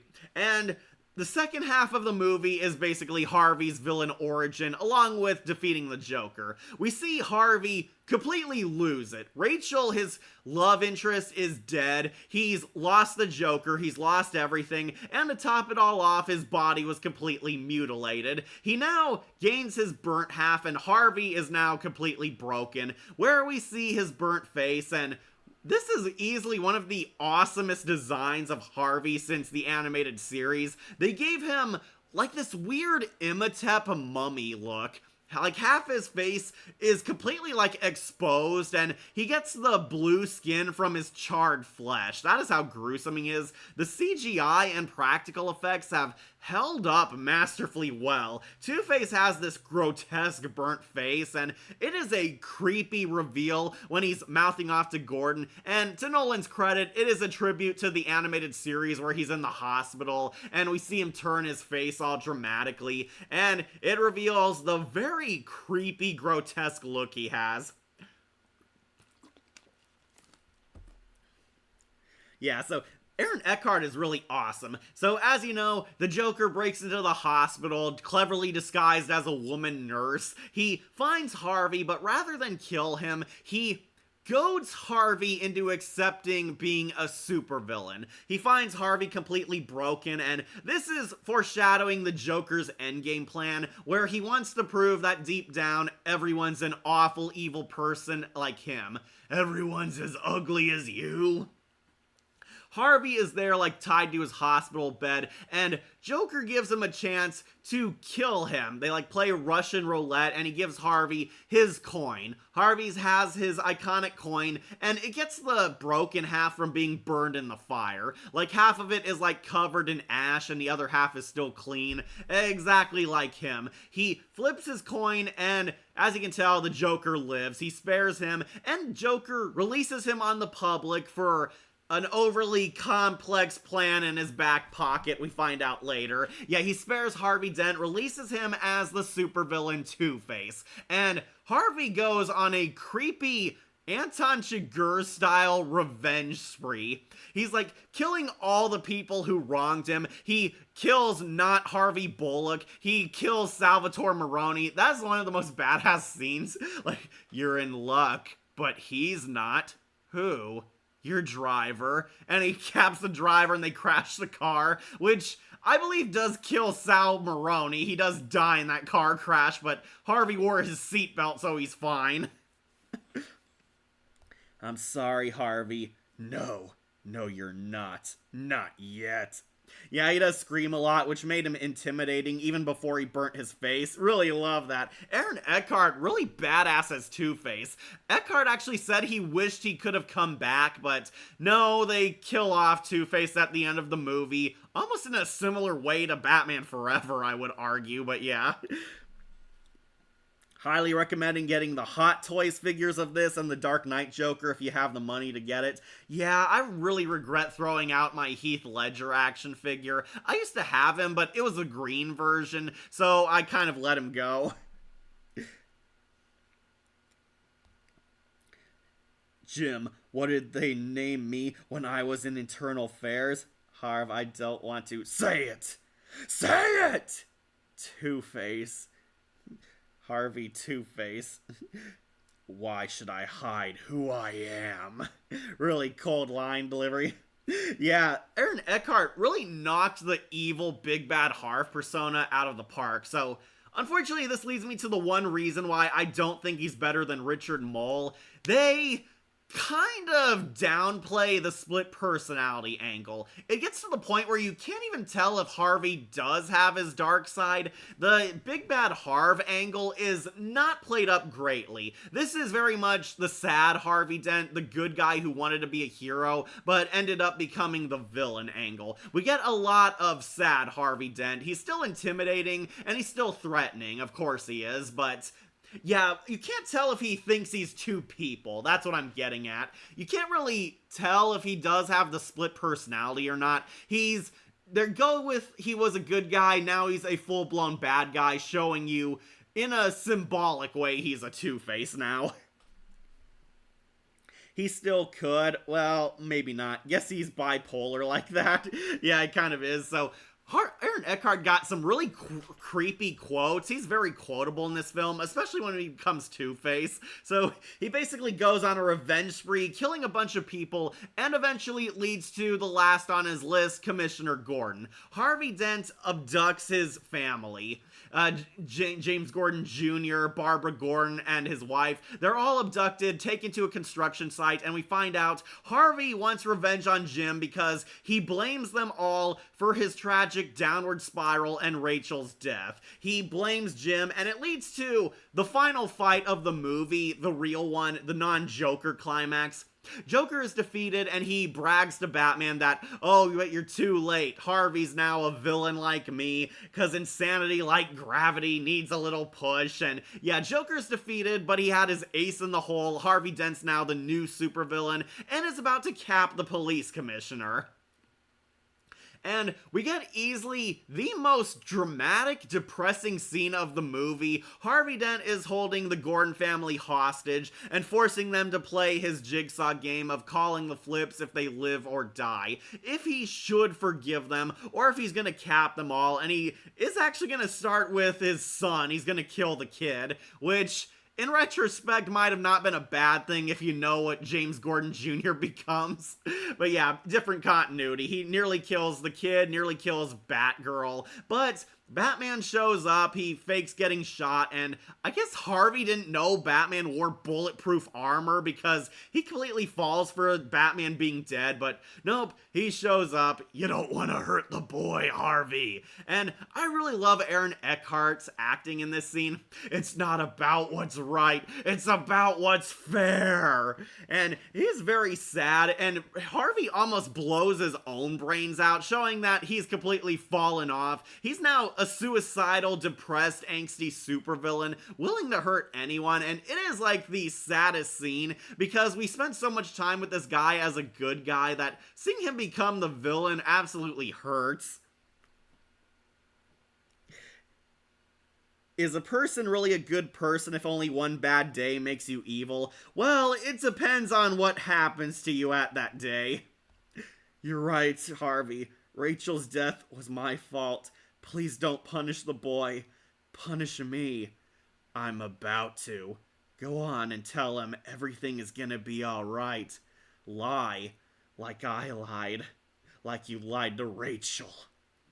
Yeah, I'm kind of weirded that he actually does say it. Everything's gonna be alright, son. But I guess it's because he saw Batman getting up in that scene. It's a blink and you miss it kind of moment. But yeah, Batman gets up in the background. And of course, he fights Harvey, leading to Harvey's death. And this is where I call bullcrap on, because Batman completely murders Two-Face in this scene. Batman jump scares Harvey, knocks him off a building, but decides to save the boy over Two-Face. And yeah, the fall kills Harvey Dent. He falls to his death. Exactly like in Batman Forever, I might add, but no, that's the stupid movie. This is the serious one. He saves James Gordon Jr., and Batman also falls, but manages to survive that fall that killed Two-Face. Yeah, he had the bulletproof armor on, but he should be, like, limping from that.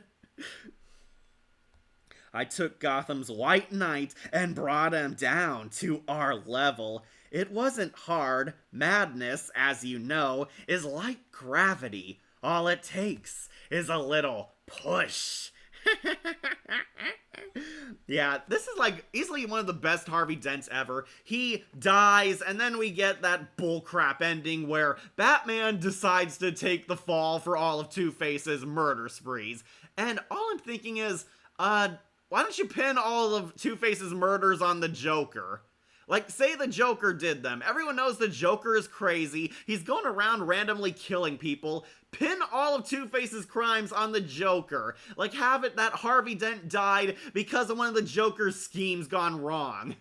It's like, no, but Batman, of course, takes the fall, he takes the sacrifice, and dies to protect Harvey Dent's good name and not undo all the good he did, because this would definitely cause some controversy in Gotham. And yeah, Harvey Dent died a villain, and Batman decides to be the hero enduring all the pain. They'll hunt him down, but he's our Dark Knight, and we get that badass speech from Gary Oldman. And that's kind of the end of Two-Face. He's mentioned all throughout The Dark Knight Rises. We find out Gordon was going to tell the people of Gotham that he became a villain on, like, his speech. Bane attacks him and manages to hijack this speech and I guess use it to his benefit, where Bane, I guess, breaks the spirit of Gotham, where he's telling the public that Harvey Dent turned evil and lived long enough to become the villain, and releases all the inmates who were ever arrested by Harv, but by this point it was kind of pointless by then. He probably didn't intend to kill Harvey, spur of the moment thing. Okay, fair point, Bodhi. I'll give him that. Like, definitely you do want to save the kid he's gonna gun, and yeah, he didn't kill him, but he didn't have to save him, which Batman does in all these movies, and I still call bull on. How did he sneak in as a woman nurse way when he's a man? Well, he was wearing a mask, and Heath Ledger had long hair in the movie. So I guess it fooled Gotham, because Gothamites are stupid.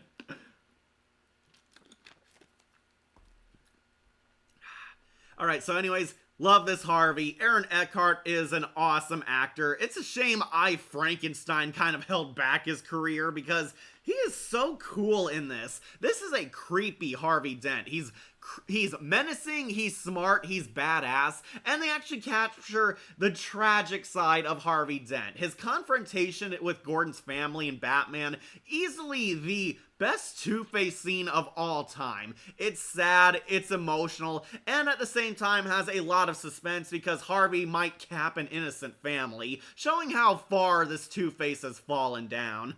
Though, his death is kind of weird, I'll admit. Batman does technically kill him, but he didn't have to save him, so we're doing that BS. Though, I call bullcrap that Batman Forever gets blamed for Batman killed Two-Face when he does that in this movie too, technically.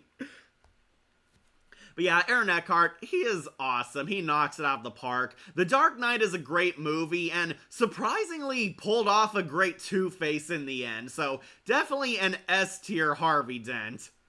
Speaking of S-tier, I also want to talk about one of my other favorites. Josh Duhamel from The Long Halloween. Believe it or not, also going on to Slick Twins. Don't worry, he doesn't dethrone the top two here, but I actually really liked him. This is The Long Halloween Two-Face. So if you don't know Batman lore, Batman The Long Halloween is one of the quintessential Batman comics, as it's the year that chronicled the rise of Batman's supervillains, and one of them is Harvey Dent. This is the comic which inspired The Dark Knight. We see Harvey Dent as a good guy. He's a lawyer trying to clean up Gotham, is best friends with Bruce Wayne in this version. That's what I didn't mention. Aaron Eckhart's Two-Face was not friends with Bruce Wayne at all. This version is. I can only assume Christopher Nolan didn't want to repeat everything that other Two-Faces have done. He probably knew he couldn't outclass the animated series, but yeah, this Harvey was kind of a rival towards Bruce turned friend. This version, classic best friend of Bruce. He and his wife are going through some things, which I bring up because it's foreshadowing the big twist, but yeah. He and his wife are having marital problems. Harvey's trying to dethrone the mob once again. The Long Halloween is basically the fall of the mob's control of Gotham and the rise of supervillains, including Harvey Dent's origin as Two-Face. I'm guessing Damian Wayne is a normal kid in the Dark Knight universe, since Bruce ended up with Selina and Talia as dead. Well, Damian might not be alive if Bruce and Talia had sex and then Talia died in that car crash.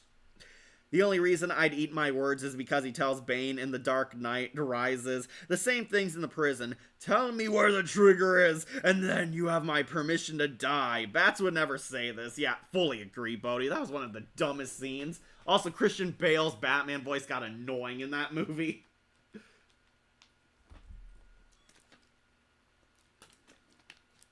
Alright, so anyways, I think his name is Josh Duhamel. He voices Harvey Dent, and I was actually surprised how much I liked this version. The Long Halloween is very faithful to the comics, outside of some decisions near the end of Part 1, and a few in Part 2.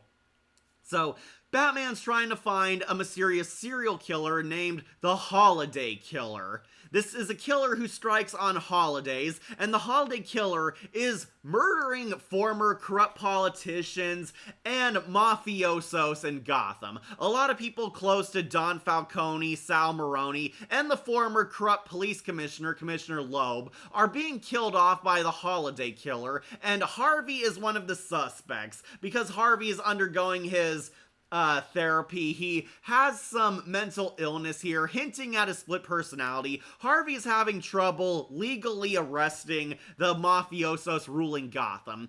And Part 2 is where his story really comes to fruition. They manage to capture Sal Maroni. They have the famous courtroom scene where Sal Maroni is pretending to squeal on his associates, but he pulls out acid and throws it into Harvey's face as payback for what the Holiday Killer did to him, because Sal Maroni thinks Harvey is the Holiday Assassin. Harvey gets his face melted by acid in this version. He's carted off, but he completely goes insane. Harvey was not well before because all the stress in his life is finally strangling him. He's having trouble as DA, having trouble in his mayoral campaign, having marital problems with his wife, and also struggling with his split personality. Harvey's dark side is slowly forming, and the acid brings out his Two-Face side.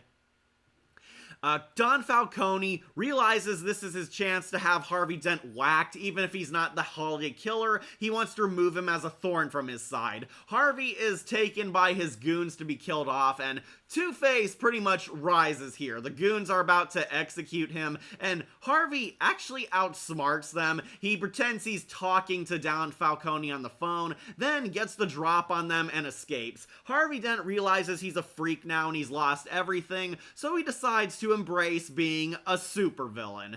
Yeah, Two-Face is the main villain, quote-unquote, of The Long Halloween Part 2. He forms a Legion of Doom with Batman's villains. Somehow, Two-Face is able to recruit Poison Ivy, Scarecrow, Penguin, the Joker of all characters, and basically every villain from Arkham Asylum but the Calendar Man, because the Calendar Man did not call the right coin flip.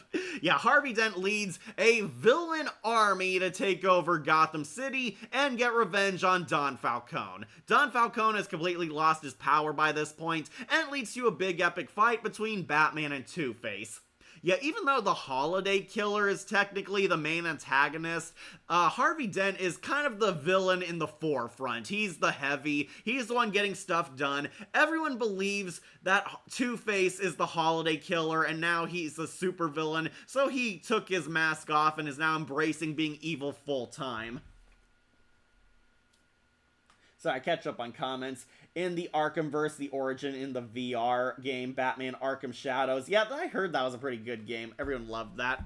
So I really like Josh Duhamel's performance. He is clearly trying to do the Richard Mole Harvey Dent voice. He has the scary gravelly voice and nice guy Harvey Dent voice. I really liked his portrayal as Two-Face. This is a really badass Harvey Dent. He basically loses his mind and goes all Walter White, becoming the chief supervillain for a while. He succeeds at killing Don Falcone and the entire crime family. Falcone loses his power, but he gets the tragic send-off. Harvey Dent is defeated. He regrets being evil, but now this is who he is, and Batman interrogates him, where we get the big clue revealing who the Holiday Killer is. Harvey Dent is not actually the Holiday Killer, it's his wife. Yeah, we find out Harvey Dent and his wife have been having marital problems because the wife is actually a secret incognito serial killer with mental illness. The wife had like a relationship with Carmine Falcone's son, Alberto. She was pregnant with Alberto's child, but Don Falcone didn't want it, so he had her forcibly abort it, and this unfortunately killed her chances of having children. And so she remarried to Harvey Dent and snapped years later, finding out that Carmine Falcone is still growing more powerful. So Harvey's wife became the Holiday Killer and did things her way of cleaning up Gotham, going around shooting all of Falcone's associates and all the corrupt people who ruined her life and avenges her husband. Isn't Mrs. Dent the Holiday Killer? Yep, I am saying that right now. Yeah, Mrs. Dent is actually the Holiday Killer, and she now regrets being the Holiday Killer. Batman finds her. She's burning up all the evidence, burning her quote-unquote villain costume. She wore like a Mr. Enter trench coat when she killed people. They tried to trick you into thinking it was Harvey, but no, it was his wife. And Two-Face takes the fall pretending he's the holiday killer so his wife won't go to prison.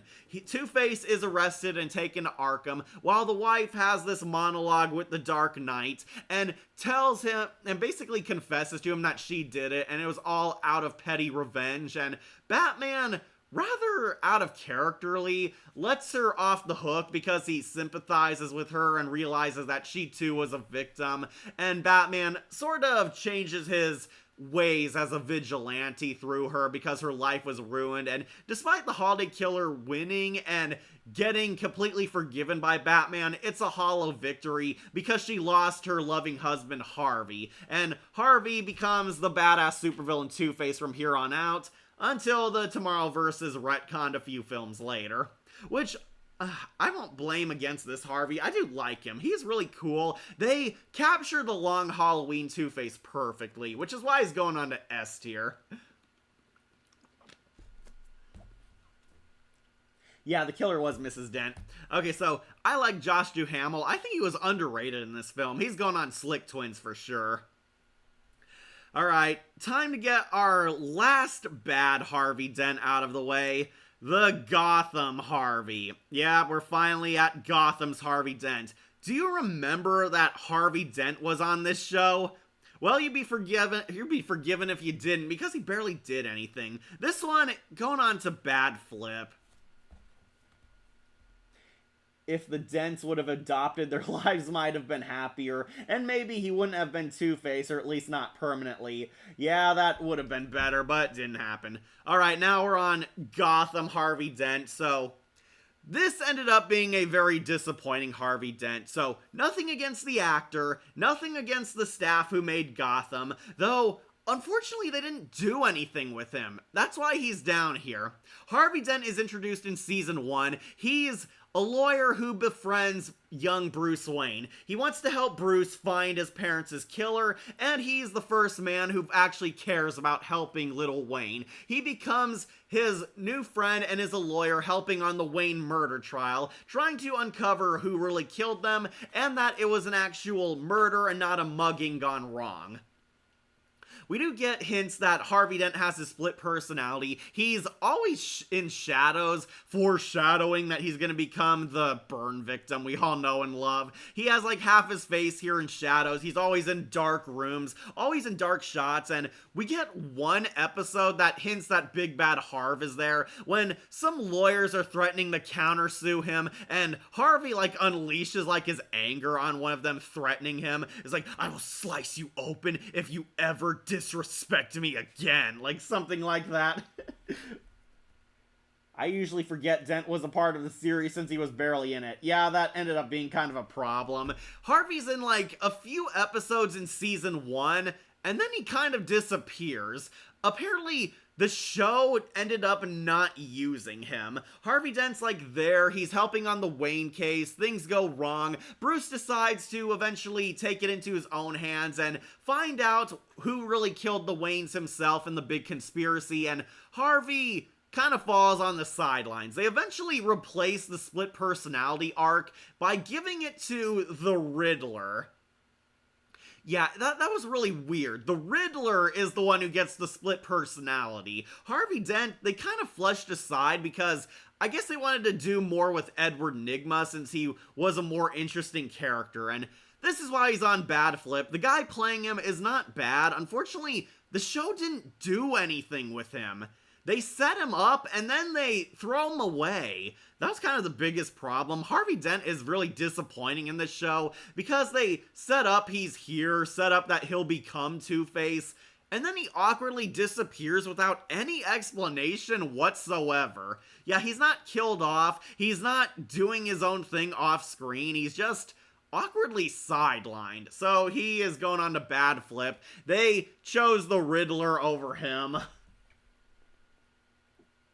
Yeah, I forgot he was in here. He's like in a few episodes in the beginning. He indirectly gets some guy killed. We see Big Bad Harv once, and then that's it. He's thrown away alongside Renee Montoya and Crispus Allen, who were supposed to be important main characters, but I guess they weren't important enough in the director's eyes. It's very sad Harvey didn't really do anything in the show, but we at least got an S tier Riddler, so Harvey, unfortunately, you're the bad flip. Alright, gotta get more water, but final three. Who do you want next, and who should be our end note for last? I know, hard choice because these are all pretty good, but gotta get more water. Cast your vote. I'll be right back.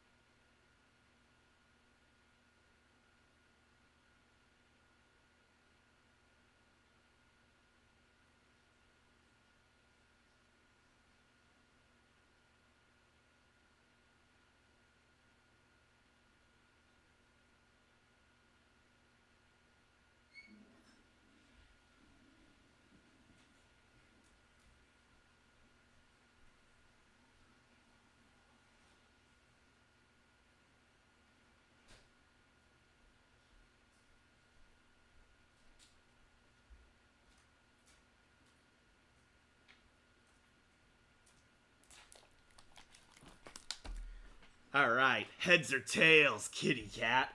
Cat's back. Who'd you guys vote for? This version is only as good as a used condom. Batman versus Two-Face. Oh, you want that one.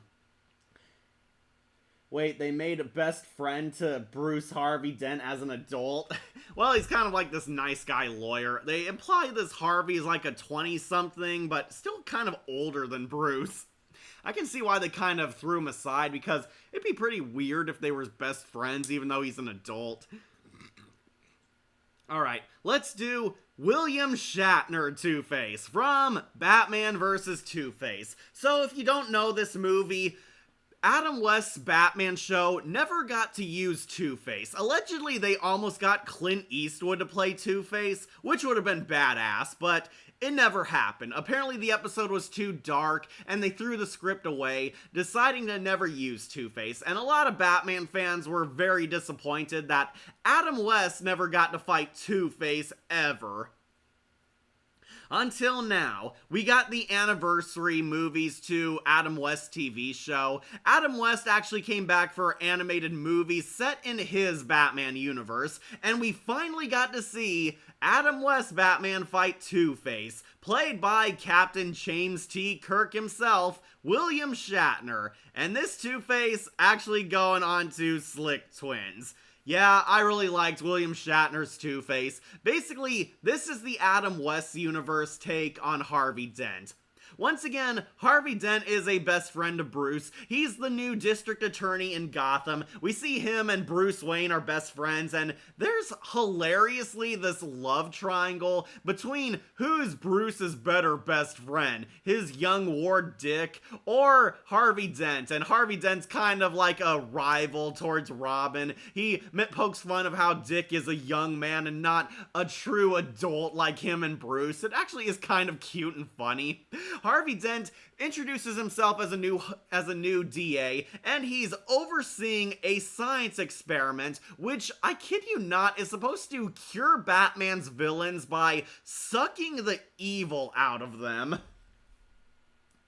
Yeah, I never really got why they didn't use some of the villains in the Adam West era. Glad they finally did with Two-Face. Interesting that Clint Eastwood was originally supposed to play the 60s Two-Face, yeah, in Batman. Cool.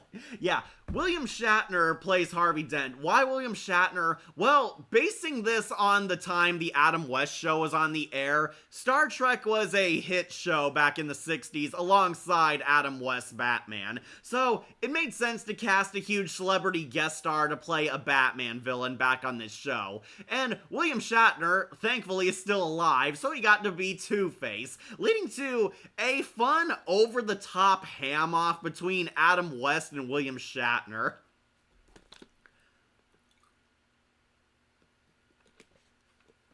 Okay, so back in the plot, they have this machine that's supposed to suck the evil out of Batman's villains and cure them of being villains, basically. However, the evilness in this machine is too much and it's overloading. Like Hugo Strange and Harley Quinn cameo, they're in charge of this machine. Hugo Strange's anti-evil machine vacuum is completely out of control. The evilness overloads it because the machine can't handle it. It blows up, and all that concentrated evil hits Harvey Dent. Yep, that's how Harv becomes Two-Face. His side is a mutation. Big Bad Harv is a mutant monster. That's all of Harvey's evil side, his inner darkness, mutated onto Harvey. And he becomes Two-Face. For like 2 minutes during a montage, and then he's cured. Yeah, really, Two-Face quote-unquote gets cured, but we find out this is not the end of the movie, clearly. Adam West's movie is paying tribute to everything, paying tribute to all the greatness of Adam West. Two-Face is the main villain of the film. Harvey Dent goes on a rampage as Two-Face during the intro montage. Then he's allegedly cured. They gave him plastic surgery like in The Dark Knight Returns, which cured him of his mutation. However, Harvey Dent is clearly going through some things, and it's clear Big Bad Harv is not gone yet. There's a copycat Two-Face out there hatching a scheme to destroy the Dark Knight. Yeah, really, they try to hide who it is. It's clearly William Shatner still voicing him, but there is a very bizarre misdirection here. They try to trick you into believing Harvey Dent is not Two-Face. There is a second Harvey, or his mutant side got a mind of his own. Harvey Dent has no memory of where he's been. The mutant side keeps appearing, and we never see his human half. It's always Big Bad Harv doing the villain talking. I wonder what's the next Batman villain tier list. Well, my friends want me to do Poison Ivy because she's hot. So Two-Face is now Jekyll and Hyde. Yes, he is. Basically like Evil Stewie episode from Family Guy and Rude Removal band episode of Dexter's Lab. Yeah, that's kind of what it is. So the concentrated evil does come back up. It turns out Big Bad Harv is actually the one behind the wheel. Harvey Dent is now a full-blown Jekyll and Hyde monster. He doesn't remember, he doesn't know what he's doing, because Big Bad Harv is taking control of his body, making him do evil things. Harvey Dent is now a actual hostage being controlled by Big Bad Harv, and his evil side abducts Hugo Strange to rebuild the concentrated evil machine. He wants to do the Rude Removal and turn it into a bioweapon to spread over Gotham, mutating everyone into a Two-Face. Yes, that is the actual plot. He wants to spread the concentrated evil upon Gotham, making literally everyone a Two-Face. Everyone gets an evil mutant half and goes on a psychotic rampage, being just like him, because it's Two-Face's way of making everyone equal. Yeah, Harvey Dent infects the entire city of Gotham. Batman fights him. He almost succeeds at killing the Dark Knight by selling him to the highest villain bidder, but Catwoman shows up, being the sexy badass girlfriend she is, and they foil the villains and save the day. And it does lead to the one best moment of the movie, which I think really solidifies him as S tier. Harvey Dent crashes into a factory and fights Batman, where Big Bad Harv decides to take over, removing his good half from the picture, where he becomes One-Face. Yep, we finally got One-Face. We see Harvey's evil half completely take 100% over Harvey Dent, and I really like this. This is something I've always fantasized about as a kid. What would Harvey be like if he was 100% his evil side, all the burnt side? He looked like his full evil form instead of just half the body. And this movie finally answered that childhood wish. Yeah, Harvey becomes One-Face and he decides to kill Batman. But of course, Batman uses the coin trick where he gives Harvey a trick coin. He flips to decide whether to kill the Dark Knight or not, but the coin is blank. Yeah, it's blank on both sides. He keeps flipping it and can't find the right answer, giving Batman time enough to escape and convince Harvey he's still in there to fight back. And Harvey actually gets a happy ending in this movie, also reason to stick him on S tier. Harvey fights back and kills Big Bad Harv. He apologizes to Bruce and Dick and becomes best friends with them, where for the first time ever in Batman history, Harvey Dent actually gets a happy ending in this movie. Harvey Dent defeats his evil split persona, becomes a good guy, gets his job back, and starts atoning for his misdeeds as a villain by becoming the good, noble mayor Gotham needs. And he and Bruce are total besties. Ending with Harvey being a great wingman because he reveals that he actually did sell Batman to Catwoman, and Catwoman gets laid tonight, ending on a perfect ending. Yeah, I love William Shatner as Two-Face. This is a really great interpretation of Two-Face, honestly. William Shatner actually manages to be fun, over the top, but also kind of sympathetic at a few points and very well rounded. The writing behind this movie is fantastic. Batman vs. Two-Face might be my favorite Adam West movie, and they do a lot of great things with this Harvey Dent, which is why I'm putting him on the S tier. I did not expect this movie to be as good as it was. Yeah, Two-Face is now Jekyll and Hyde. Kind of like the stink meaner from the Boondocks of Possession of Tom. Yeah, kind of. Yeah, the Adam West era finally did Two-Face, and in my opinion, I think they succeeded. Yeah, William Shatner going on to S tier. Fun, charismatic, very over the top, and surprisingly one of the best Two-Face stories we've ever had in years. Yeah, he is definitely S tier. I know Aaron Eckhart and Richard Mole are better, but what can I say? I like this Harvey too. Going on to Slick Twins. Alright, finally, the final two. Who should we do next? Arkham vs. Harv or Telltale Harv?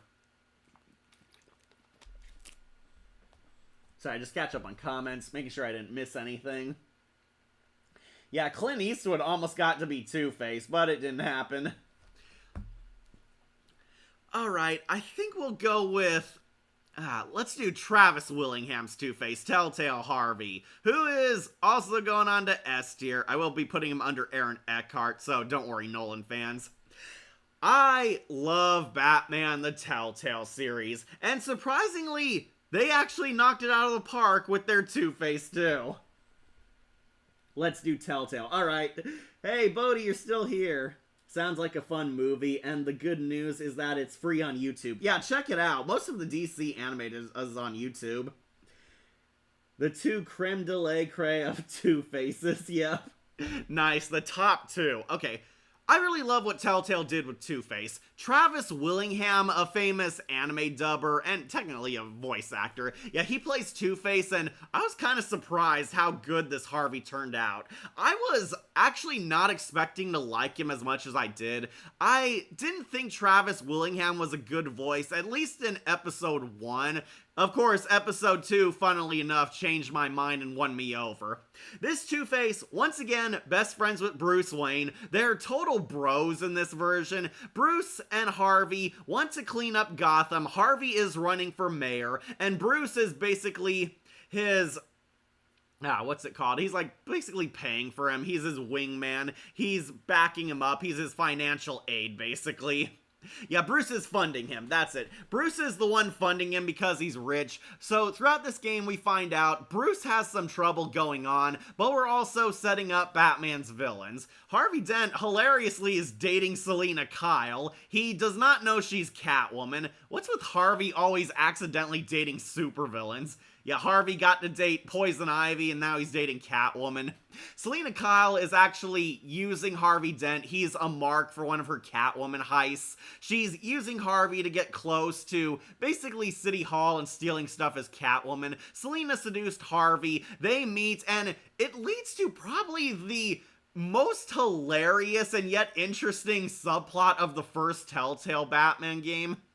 It turns out there's a love triangle between Two-Face, Catwoman, and Batman. I never thought I'd see that happen, but Telltale really blew my mind. Harvey Dent is in love with Selina, but also kind of struggling in his campaign, allowing him to become Two-Face by part 3.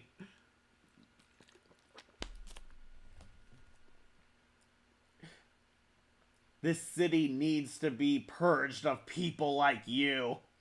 I wouldn't miss these. Hey, Bodhi, glad you're still here. Strange that even without the burnt face, depending on the choice, he still becomes a Two-Face villain.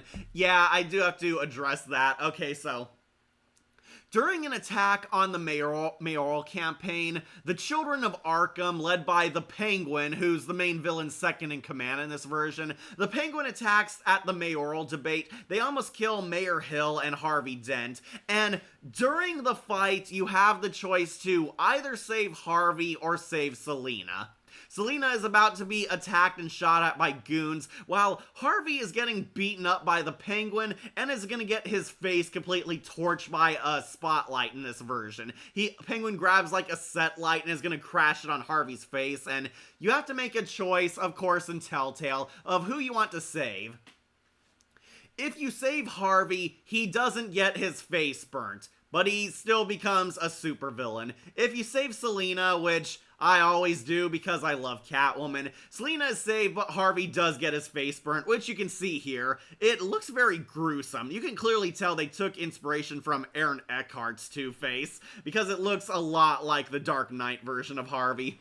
Yeah, Harvey can get his face burnt or not, but he does still become a supervillain. He still becomes evil, and basically your choices affect how evil Harvey is. Either he fully becomes Two-Face, or he becomes a bad politician, kind of just as bad as Mayor Hamilton Hill. He becomes a corrupt mayor, and it's clear his split persona is in there. Yeah, and I will say, I really like this portrayal of Harvey Dent. Harvey wins as mayor, no matter what happens. He still becomes mayor, but in one side of the story, he is completely broken from his burnt face, and in another, he is gone completely paranoid. If he still has his face, he's gone nuts, is paranoid that everyone's after him, doesn't know who he can trust, and is clearly losing it. But through the burnt face, we get hints of big bad Harv. That is the key difference. Harvey is now talking to himself more. We see how grotesque his face looks. It is very creepy. I will say I do like the burnt half, and as you know, I always save Catwoman, so I usually got this ending. I did see the alternate path where he's a lot more schizophrenic, we'll say. He got the Stu treatment from Scream. Yeah, kind of. He's like talking to himself, extremely paranoid, and basically the point where Harvey completely snaps, he finds Bruce and Selina together. Spoilers, Catwoman saves Batman from a supervillain fight gone wrong, and depending on your options, you can sleep with Selina, but you'd have to be crazy not to sleep with Catwoman. Yeah, I love this game because you can finally date Selina. But yeah, I always choose sleep with Selina because what can I say? I love my cat girls. But even if you don't, this still happens. He catches Bruce and Selina in the same apartment, and no matter what choice he chooses, Harvey breaks down and assumes Selina is cheating on him. He lashes out at them, and you get the first fight with Two-Face. He fights you in the apartment in a really cool scene. It's kind of like this domestic abuse scene gone wrong. He fights Bruce, and you can choose whether to go hard on him or not. I choose to not because Harvey's, of course, a sympathetic villain.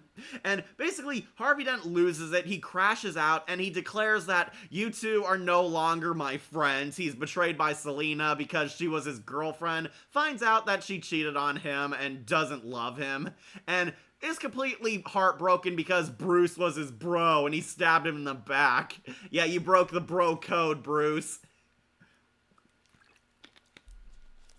And basically, this is the final straw. He completely believes he can't trust anyone, and it leads to Harvey Dent becoming a bad mayor. He becomes a total tyrant, and I swear these guards he hires are pretty much the Tiger Guards. He hires a militia, which look eerily similar to the Tiger Guards from the Arkhamverse. He hires them to basically bring a military-controlled state in Gotham as they're fighting the Lady Arkham terrorist group.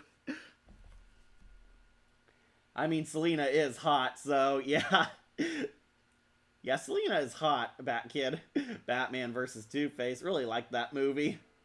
So, saving Harvey is never a good idea because he still becomes evil in this game. Yeah, as usual with Telltale, some of your choices do not matter. They did fix this in the final game, so don't worry, your choices do matter in some moments. But this one doesn't. Harvey still becomes evil. Harvey basically becomes a military-controlled state. He's like a total dictator and a fascist. The Tiger Guards are like questioning everyone. There's like stops in the road. You have to answer to guards and they check your car. Bruce pretty much becomes victimized by Harvey. Harvey completely throws Bruce under the bus, tries to have him committed to Arkham, and that's where he kind of becomes Two-Face because Bruce thought they were best friends, but no, apparently breaking the bro code was awful enough to get a life sentence. Yeah, in actuality, Bruce was drugged by the Scarecrow fear gas, and he assaulted the Penguin in public, so a lot of people think Bruce went insane, and Harvey takes advantage of this and dumps him in Arkham. Bruce manages to get out, and it's very clear Bruce and Harvey are not friends anymore. Harvey now wants Bruce and Batman dead. He's taking over Gotham. His Tiger Guards are like blowing up buildings, shooting civilians. A lot more bad than good comes from his mayoral victory. Yeah, he's not the good politician we thought he was. Harvey Dent is a bad leader, and now is a full-blown supervillain. Leading to another Telltale choice. Who do you pick as your final boss in episode 4? The Penguin, who's about to hack the Batman computer, or Harvey Dent, who's going to storm Wayne Manor and burn it down Ra's al Ghul style? Yeah, Selina is pretty hot. Agree. Hey, Akira, you made it back. It wasn't Scarecrow's gas, it was Lady Arkham's insanity drugs. Well, I talk about this a lot, Bodhi. I think Lady Arkham is supposed to be the Scarecrow. A lot of people tell me, no, she's like the Arkham Knight, but I can't help but see the Scarecrow through her. She has Scarecrow's abusive childhood. She has that toxin which turns people crazy and sees their fears. Like, come on, this is like just girl Scarecrow. But yeah, okay, it's a prototype fear gas, we'll say, because it turns the people crazy. Yeah, Harvey Dent basically tries to burn down Wayne Manor. He's completely lost it by this point. He's declared Bruce an enemy of the state, and he's going to burn down Wayne Manor Ra's al Ghul style, destroy the entire foundation of the Wayne Mafia, and Bruce can decide to fight him. I actually do kind of like this fight if you do choose Harvey as the boss fight, because he gets the other half of his body burnt. Harvey Dent is leading the Tiger Guards into Wayne Manor. They fight, epic Batman fight scene, and if you choose this boss fight, Harvey essentially gets the other parts of his body burnt, completing the Two-Face look. Yeah, now he is full-blown Two-Face. He gets his arm and torso burnt, all of his body. He's now full-blown Two-Face in the fight, fighting you with that machine gun, and you take down the mayor and have this sympathetic, should we send him to Arkham or Blackgate choice. I kind of choose Arkham because I want Harvey to be cured, even though we know Arkham is a shitty prison. Though, I would also highly recommend taking out the Penguin first, because Harvey, his last scene in episode 5 is actually the most sad, depressing moment. Not quite on par with Aaron Eckhart's final fight with the Gordon family, but they do try to replicate that feel. So if you choose not to take out Harvey first, you take him out in the beginning of episode 5. Harvey has completely ransacked Wayne Manor and has completely gone unhinged, taking hostages to lure Bruce out. He takes like a bunch of random civilians, including Jack Ryder, deciding to flip his coin on whether to kill him or not. Bruce Wayne is the only one who can enter the building because he wants to negotiate with him, and I really love this scene where Bruce and Harvey finally confront each other over everything, and Harvey's sympathetic side really starts coming out in this moment. Harvey and Bruce used to be total best friends, and Harvey is now completely scared that he's a supervillain. You can break through to him or reinforce his supervillain side. I usually take the good options because, of course, as Batman, you want his villains to turn good. Kind of see the resemblance. Yeah, thank you, Bodhi. It is kind of like the fear toxin. Which you go with choice-wise, Penguin or Harvey Dent? Usually the Penguin. I do like Harvey Dent's final scene in this confrontation. Well, I think why I didn't Two-Face just use human anatomy into Two-Face's robot, since those are scary. Who's Jack Ryder? Well, in the comics, he's the Creeper, but if you don't know, in the Arkham games, Jack Ryder is that news reporter. He's a famous news reporter in Gotham City, kind of like a Jon Stewart Daily Show type of guy. He reports on all the Gotham stuff. In the comics, he becomes a anti-hero known as the Creeper. Spoilers, that does not happen in the Telltale series. It only ever happened in the animated series. Yeah, Jack Ryder's a news reporter. He was there on the scene and taken hostage by Harvey. And as I'm getting to it, this leads to the best scene ever. Bruce confronting Harvey Dent in the finale, questioning what went wrong, how he used to be a hero, and depending on what you say to him, Harvey can actually realize how far he's fallen. He realizes that he's gone to the dark side. He doesn't want to kill these hostages. His big bad Harv split personalities telling him, no, don't give in. This is what we wanted. And Harvey realizes this is not the leadership he sought. This is not what he wanted to win from Gotham City. Harvey Dent has a meltdown and he finally confronts Bruce, and it leads to the final choice defeating him. What you do with the coin. Bruce can catch his coin before he flips it, and Harvey Dent is deciding whether or not to kill himself or not. Bruce can either pocket it or throw it away. It does kind of lead to his defeat either way. If you throw it away, Harvey tries to chase after it, only to hurt himself falling 3 stories. Or if you pocket it, which I do kind of prefer, he thinks about shooting Bruce but can't do it. He's screaming, give me the damn coin, showing how far he's fallen, and Harvey, either way, completely crashes out. He melts down and realizes he doesn't want to be evil, and he goes into a fetal position where Bruce actually saves the day and proves himself to be a noble hero Gotham needs. Bruce actually gets the White Knight mantle from doing this. Either he does it to the Penguin or Two-Face, and I kind of like the Two-Face one. And yeah, that's kind of the end of Harvey. He gets confronted at Wayne Manor, and no matter what choices you pick, he gets defeated either by the Dark Knight or Bruce Wayne talking him down. And I really liked the talking him down one because it's where his character arc kind of comes full circle, from best friend to bitter enemy to the sad, tragic Two-Face we know and love. And Travis Willingham's acting actually kind of did this character real justice. I was afraid I wasn't gonna like him since they kind of hired the guy who played Zetsu from Naruto because he also had split personalities in that, but no, he turned out to be very good. This is a very tragic deep dive into Two-Face, from your best friend turned bitter enemy to scary villain. Words speak louder than actions. Only sometimes. Like he is mentioned in Injustice and Arkham Asylum. It's a shame Injustice never made Two-Face playable. He's there in the background of Arkham Asylum. And then becomes Scarecrow after she's defeated. Well, that is if she isn't dead. She got crushed by debris. Yeah, Travis also plays Lego Superman. Major contrast, lol. Yeah, Travis Willingham actually proved to be a very good actor as Harvey Dent. I really like him. The Telltale's take is honestly almost as tragic as Aaron Eckhart's Two-Face. The one difference is, Aaron Eckhart's Two-Face was not best friends with Bruce. This version is, and you actually see how they became friends and how their friendship slowly soured over time, and actually make the choice if Harvey and Bruce actually can forgive each other and still remain friends, despite Harvey becoming the villain in the end.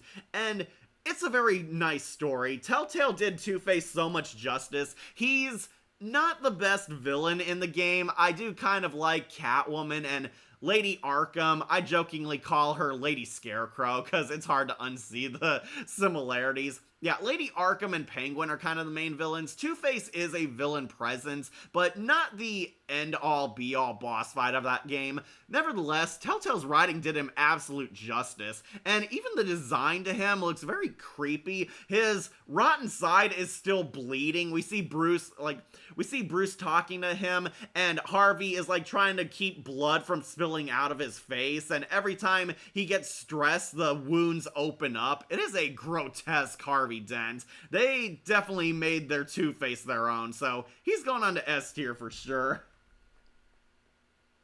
They even show the friendship of Bruce and Harvey in Arkham Shadows. They did, but that came after the Telltale games. Travis Willingham Two-Face actor is also Knuckles from Sonic. Yeah, he is. Yeah, though of course Catwoman is the best character in the game in my eyes, but this Two-Face also going on an S tier. Highly recommend Batman the Telltale series. They did this villain so much justice, and the story definitely was their own, and I do love Harvey Dent. He's going on Slick Twins. But now let's end this on the positive note of all positive notes, Troy Baker's Arkhamverse Two-Face. Now, this guy is not going to be number one. I know, spoilers, but he's not in the games as long as you think. But Troy Baker's Harvey Dent also going on to Slick Twins. Controversial, but he's going under William Shatner. I love Batman vs. Two-Face. I do not apologize. Alright, end this on a positive note. Troy Baker's Harvey Dent. Two-Face is honestly not that big a character in Arkham City. Arkham Knight gave him a little more to do, but Arkham City, he's one of the rival gang leaders trying to take over Arkham. He is the main antagonist in the Catwoman story arc, so I am well aware of what he does. Two-Face is taken to Arkham City, and he's one of the gangsters trying to take a slice of the Arkham City prison. This was the actual debut of Two-Face in the Arkhamverse, and in my opinion, I think they did a good job. Troy Baker is clearly doing an impression of Richard Mole, but design-wise, he looks like Aaron Eckhart's burnt half mixed with Tommy Lee Jones' human half. Yeah, I actually do like they made him look like Tommy Lee Jones on the unburnt side. That is fun. Any love for Batman Forever, I absolutely appreciate. Arkham Harvey walks the fine line of Eckhart in the animated series. Fully agree, Bodhi. He is pretty much just the animated series personality-wise, but he captures a lot of Aaron Eckhart, especially the burnt half. Also, Sully in G.I. Joe Renegades. Oh, that's right, he was in that. Laura and Travis playing opposites as always, lol. Yeah, it's kind of funny how his wife, Laura, is always flirting with Troy Baker in games. Sorry, just catch up on comments. Yeah, they did show the friendship in Arkham Shadows. They do show that. He's, spoilers, a major part of that. And Ace from One Piece. Also, Mustang from Full Metal Alchemist. That must make Bruce and Selina's future wedding kind of awkward when Harvey becomes his best man. And in the Harvey redemption route. Well, he might have not dated Selina in one timeline. The only way to get by this place is to get ourselves respect. Fear. That's how we get respect. Show them all how we do things. We should be fair, though. This is a place of justice, after all. Screw justice! Kill her, and they'll all fear us. Yeah, Wolf and I really love that quote. Troy Baker did actually do a good job. Yeah, Arkham Harvey, definitely a tie between Eckhart's and Mole's Harvey Dent, which I love both, so of course it made him cool. Arkham City Two-Face is just fine for me. Yeah, the problem is this Two-Face did not do as much as you'd think. He's a villain locked in Arkham City. He's more so Catwoman's rival than Batman's. Harvey Dent's one of the gang kingpins trying to take control of Arkham City, and to his credit, he does kind of win, but only by default. Harvey Dent is terrorizing Catwoman. He and Catwoman are both after the loot inside Hugo Strange's vault. Hugo Strange confiscated all the valuables and treasures off the inmates, and they both are eyeing it.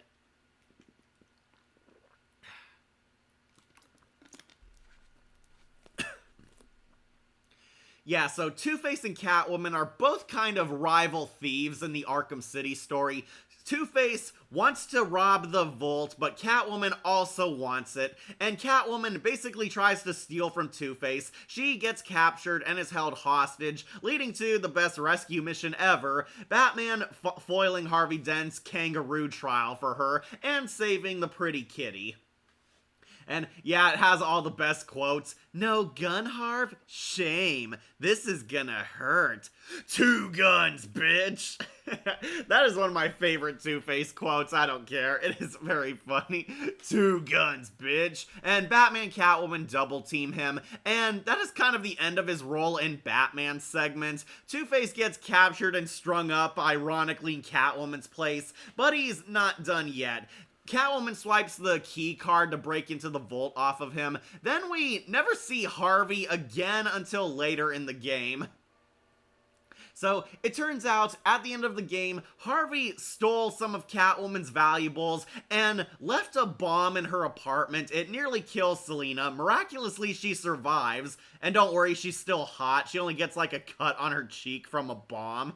She finds out Harvey stole her valuables as payback, so she goes on her own Catwoman mission, beating up Two-Face goons and breaking into the museum. So, to Two-Face's credit, he actually won control of Arkham City, only because Batman beat up the Penguin, and the Joker is now dead by this point, meaning Two-Face won by default. Woohoo! That's the sweetest victory! Default, default, default! Yeah, Two-Face becomes Kingpin of Arkham City, mostly because no one's there to threaten him now. Two-Face takes over Penguin's museum, and it leads to the worst boss fight ever. I believe I speak for all my Arkham City fans when I say, screw this boss fight. Screw it so hard. The Catwoman boss fight against Two-Face is agreed by many to be the worst part of the game because of how hard and annoying it is. Yeah, 2 guns, bitch. Yeah, I do see Tommy Lee Jones in his good half now that I look closer. Yeah, thanks, Bodhi. It is pretty much Tommy Lee Jones as the human good half, which I really love, because Batman Forever is an awesome movie. Like if he gets Two-Face bots be using school old human anatomy. Okay, read that one. I love the build-up to his character in Arkham Asylum, seeing inside his cell. Yeah, that weird one with the half-scarred and destroyed side and the regular side. Yeah, that was pretty cool. Arkham Asylum did a good job building up what these guys would look like in the Arkhamverse, and Two-Face and Catwoman got a very show-offy entrance. Sorry, just catch up on comments. Yeah, see, Bodhi, he does look like Tommy Lee Jones in the human half. Or the good half, I should say. Yeah, Lust versus Roy Mustang of DC. Yeah, Laura Bailey and Travis Willingham are married, and they met on Full Metal Alchemist. Since I'm thinking of the human anatomy spirits from anime Supernatural Spirits, okay. Kangaroo trial, why not cat trials? Well, the term is a kangaroo court. That's what I'm kind of referring to. I didn't come up with the name, that's just what the dictionary calls it. Well, she does get some suit damage, just like in Batman from the apartment's bomb, and it makes Catwoman Selina hotter. Yeah, because clothing damage. Agreed, it's very annoying. Thank you, Shadowlink. Battle damage, Catwoman is fire. Yeah, mostly because Selina suffers clothing damage. She has like a cut on her cheek. That's the only real damage. But her cat suit gets rips in it, revealing some nice angles to the pretty kitty. I definitely appreciate it because Catwoman is hot.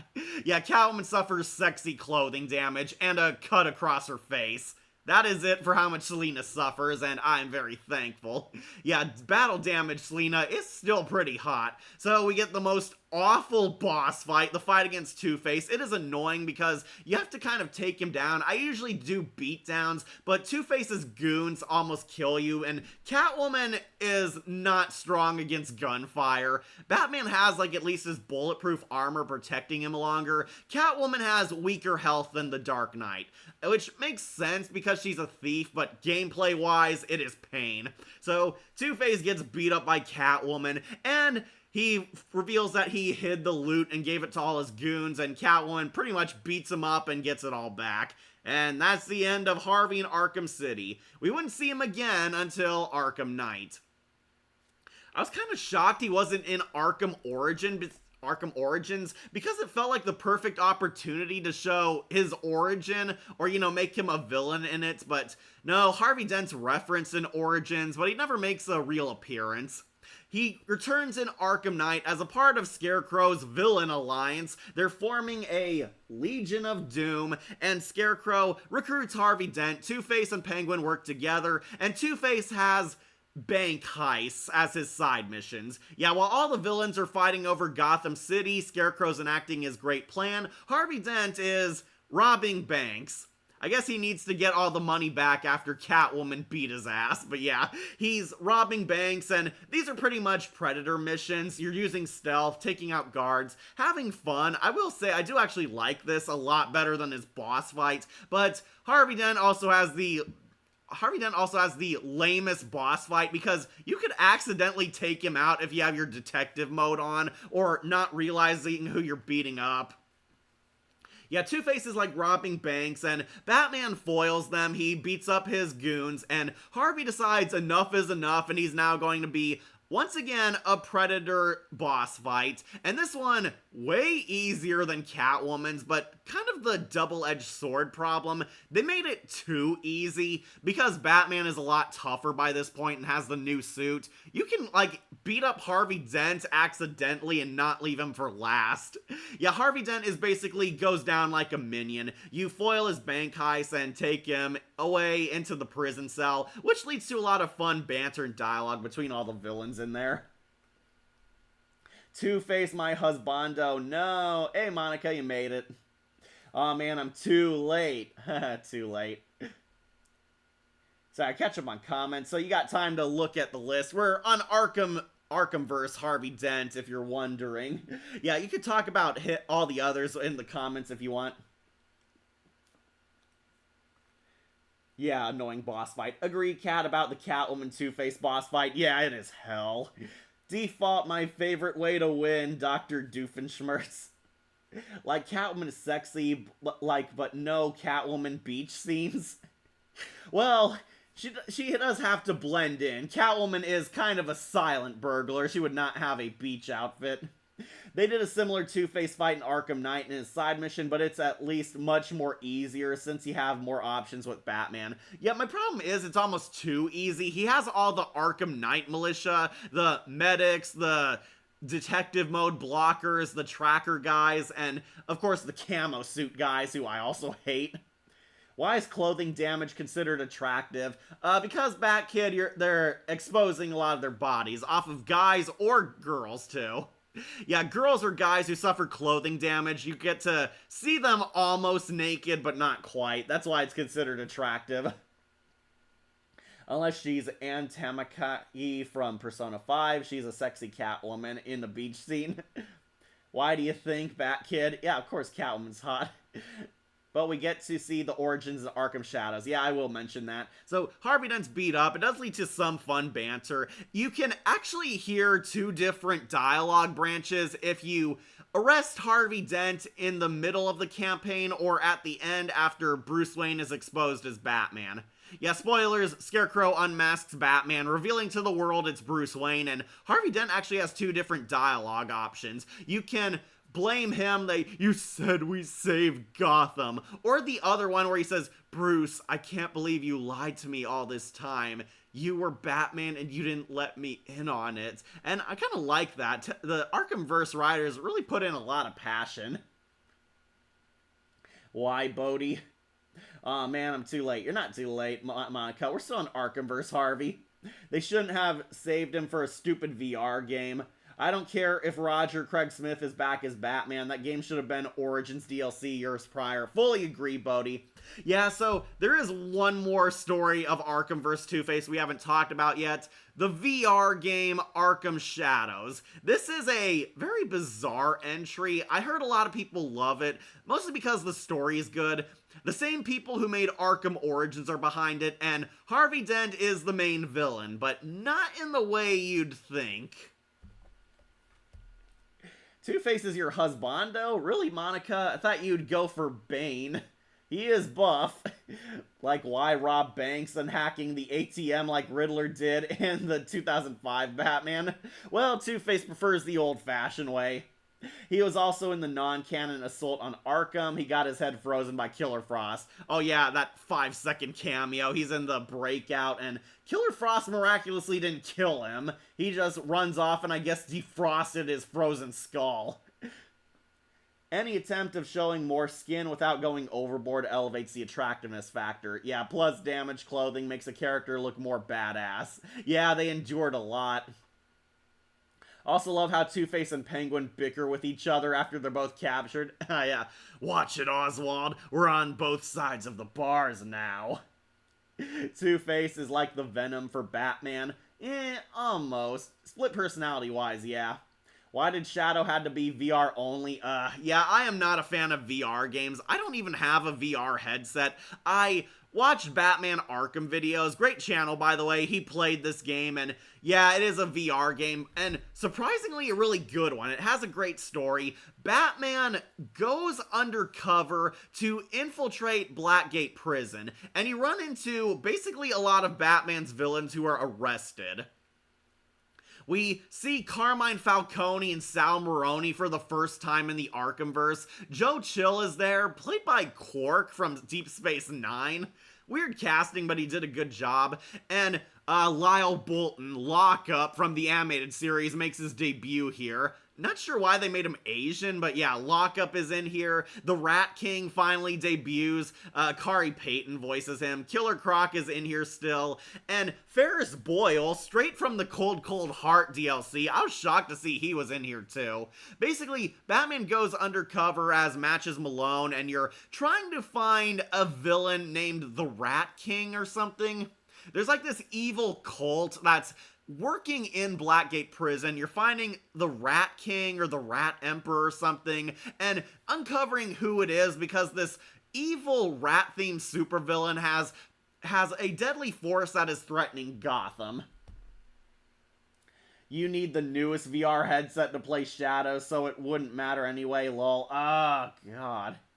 Both are Two-Faces and Bane. They're too old for me, given my age. Well, Tom Hardy was age-lifted. Yeah, Arkham Shadows. I heard people like it. The story is good. Not a fan of them replacing Grades Allele, though. Roger Craig Smith comes back as Batman. If you don't know, Arkham Shadows is directly after Arkham Origins. They do reference Ferris Boyle's arrest from Cold Cold Heart. Batman is infiltrating prison and trying to find out this rat cult and its leadership. The Rat Catcher is a part of it, but he's not the main villain. It's this evil Rat King guy who wears a mask, and spoilers, it's Harvey Dent. It is a throwback to the Judgment Day episode. The Rat King villain is actually a third split personality, the Judge. The Rat King wants to take over Gotham and let the little rats rise above the citizens and swallow them, destroy them, rip them apart, and the rats will inherit the earth. The rats being a metaphor for all these prisoners they threw away. Yeah, you need the newest headset.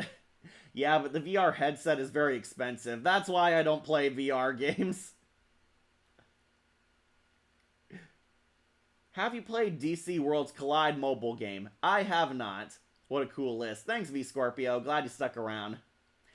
The Rat King was just another Arkham Knight identity attempt. It doesn't make sense when Ratcatcher is already there. Fully agree, Bodhi. This Rat King is kind of the leader of a rat-themed cult, and Ratcatcher is there, but he's a cultist. They just insert this to trick you for the twist. It's actually Harvey Dent with his other split personality. During his final fight with Batman, what else? He gets his face burnt, becoming Two-Face, and Harvey tries to regain control, leading to him becoming the iconic villain we know and love. Yeah, he is Two-Face by the end of the game, and the Rat Cult is defused and defeated. Batman gets some closure. He confronts Joe Chill. In this version, Joe Chill is kind of remorseful, and I did like this aspect of them.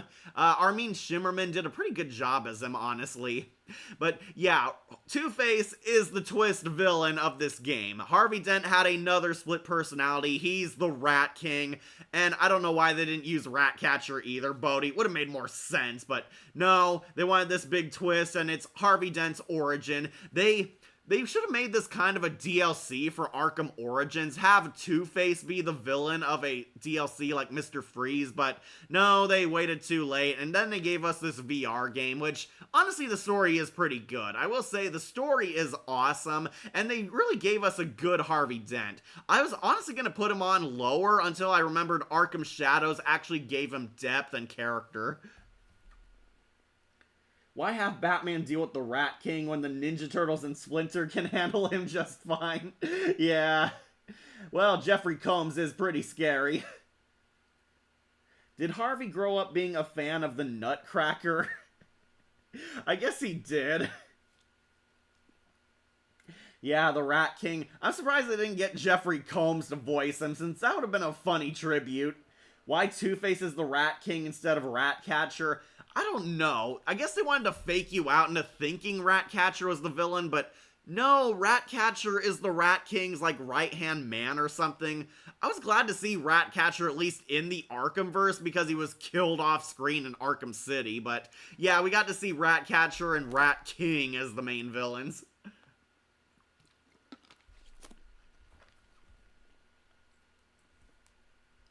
Sorry, catch up on comments. Yeah, Ratcatcher should have been the main villain, but no, we got a throwback to the Judgment Day. So with the multiple personalities, Two-Face is like Moon Knight. Yeah, at this rate, he practically is. Still haven't seen Zoot Suit, Mr. Freeze, though. Or, sorry, Zoot Suit Harvey. Like, what does Rat and Two-Face have in common? Like the Freddy Krueger actor and Riddler roll all over again. Fully agree. So, Troy Baker voices Harvey Dent. He clearly does an impression of Richard Mole, but considering how awesome Mole was in the animated series, it was nice hearing him do that. And Dick Grayson apparently is one of the cultists. Oh, that's right, he was. Dick Grayson is in the Rat Cult, and it's how Batman sort of adopts him or raises him better. Kind of funny thinking that. Yeah, Dick Grayson is one of the cultists in the Rat Cult. Why have Batman deal... Yeah, I read that one. Ninja Turtle should have fought him, but I guess Jeffrey Combs was too scary. Ew, why would I go with Bane? At least with Two-Face, he has them drips and sauce. He's more sexy than Bane. Well, Scarecrow is when he's Cillian Murphy. Though I would argue John Noble has a sexy Scarecrow voice too. What's next? Catwoman or Harley Quinn in Daphne Blake clothing or Divatox outfit? Don't remind me about Divatox. Granted, at least the Rat King reveal wasn't as predictable as Jason Todd. Yeah, it definitely felt like they were trying to atone for the awful, awful Arkham Knight twist of who was the Arkham Knight? Gee, could it be Jason Todd? The one that's so unsubtly foreshadowed? Also, can you do One Piece villains? Because there are a lot of cool villains to rate. I bet you can put Doflamingo on S tier. Sorry, I have not watched One Piece. Oh god, don't get me started on that fail of a twist in Arkham Knights. Yeah, that's easily the worst part about Arkham Knight, next to the Batmobile. I think I speak for all of us when I say, fuck the Batmobile. Why Nightwing joined the Rat Cult? Did he get dumped by Starfire or never met her? I believe Dick Grayson was orphaned after the circus accident happened, and he kind of found his way into the cult, but Bruce adopts him. Well, this was a fun tier list, Cat. This was fun, Cat. Nice tier list. Looking forward to the next tier and the next review. See ya, Cat. Bye, Christopher. Okay, so, to wrap up, Arkham vs. Harvey Dent, definitely going on to S tier. The Arkhamverse did so many great portrayals of Batman's characters, and unsurprisingly, Two-Face was another great one. He is not better than Aaron Eckhart or Richard Mole, mostly because Troy Baker's doing an impression of Mole, and they do kind of take a lot from his movie persona, so it's a tribute Harvey Dent, but still a good tribute. He's gone up on Slick Twins, ending on the positive note of all positive notes about how good the Arkhamverse is. Yeah, Troy Baker, I hope you voice Two-Face more in the future, especially if you're going to be in the Arkham games. Alright, so that pretty much completes our tier list. Yep, we talked about all our Harvey Dents. Worst one, easily the Gotham Knights Harvey Dent from the CW show. Best one, sorry, Richard Mole is still my number one. I really love the animated series Harvey. We'll go over it one last time for any of you late birds or any of you who just click all the way to the end to see the entire list. Hopefully we'll get a crossover comic with Two-Face and Venom someday. Maybe someday. Great list, bud. Thanks, Bodhi. Like One Piece have about a lot of them. Count over 20 villain arcs. Yeah, that is like 1,000 episodes long. Alright, so this pretty much completes our list. We'll go over them one last time for anyone who shows up late or just wants to see the list as a whole. Alright, so Big Sad Harv, shocker, the CW Two-Face, god-awful. Just look at this design and you can tell it's crap. Yuri Lowenthal's Two-Face from Gotham by Gaslight never gets his comeuppance and never even becomes Two-Face. Awful. Then, Cape Crusader Two-Face, they repeated the awful design from the CW, and they made him an unsympathetic Harvey. Easily garbage. And top of the garbage heap is Christopher McDonald's Beware the Batman Harvey Dent. So bad we never got to see him show his burnt side. All of these saddest. Rock bottom being CWs because of the low effort. Then, next, Bad Flip, our weak Harvey Dents. The Harvey Dent who cameos from Joker Fully Ado. He's there and honestly not even that important in the movie. He gets his face burn at the end for fan service. Joker was a crappy movie and leave it to them to have a disappointing Two-Face.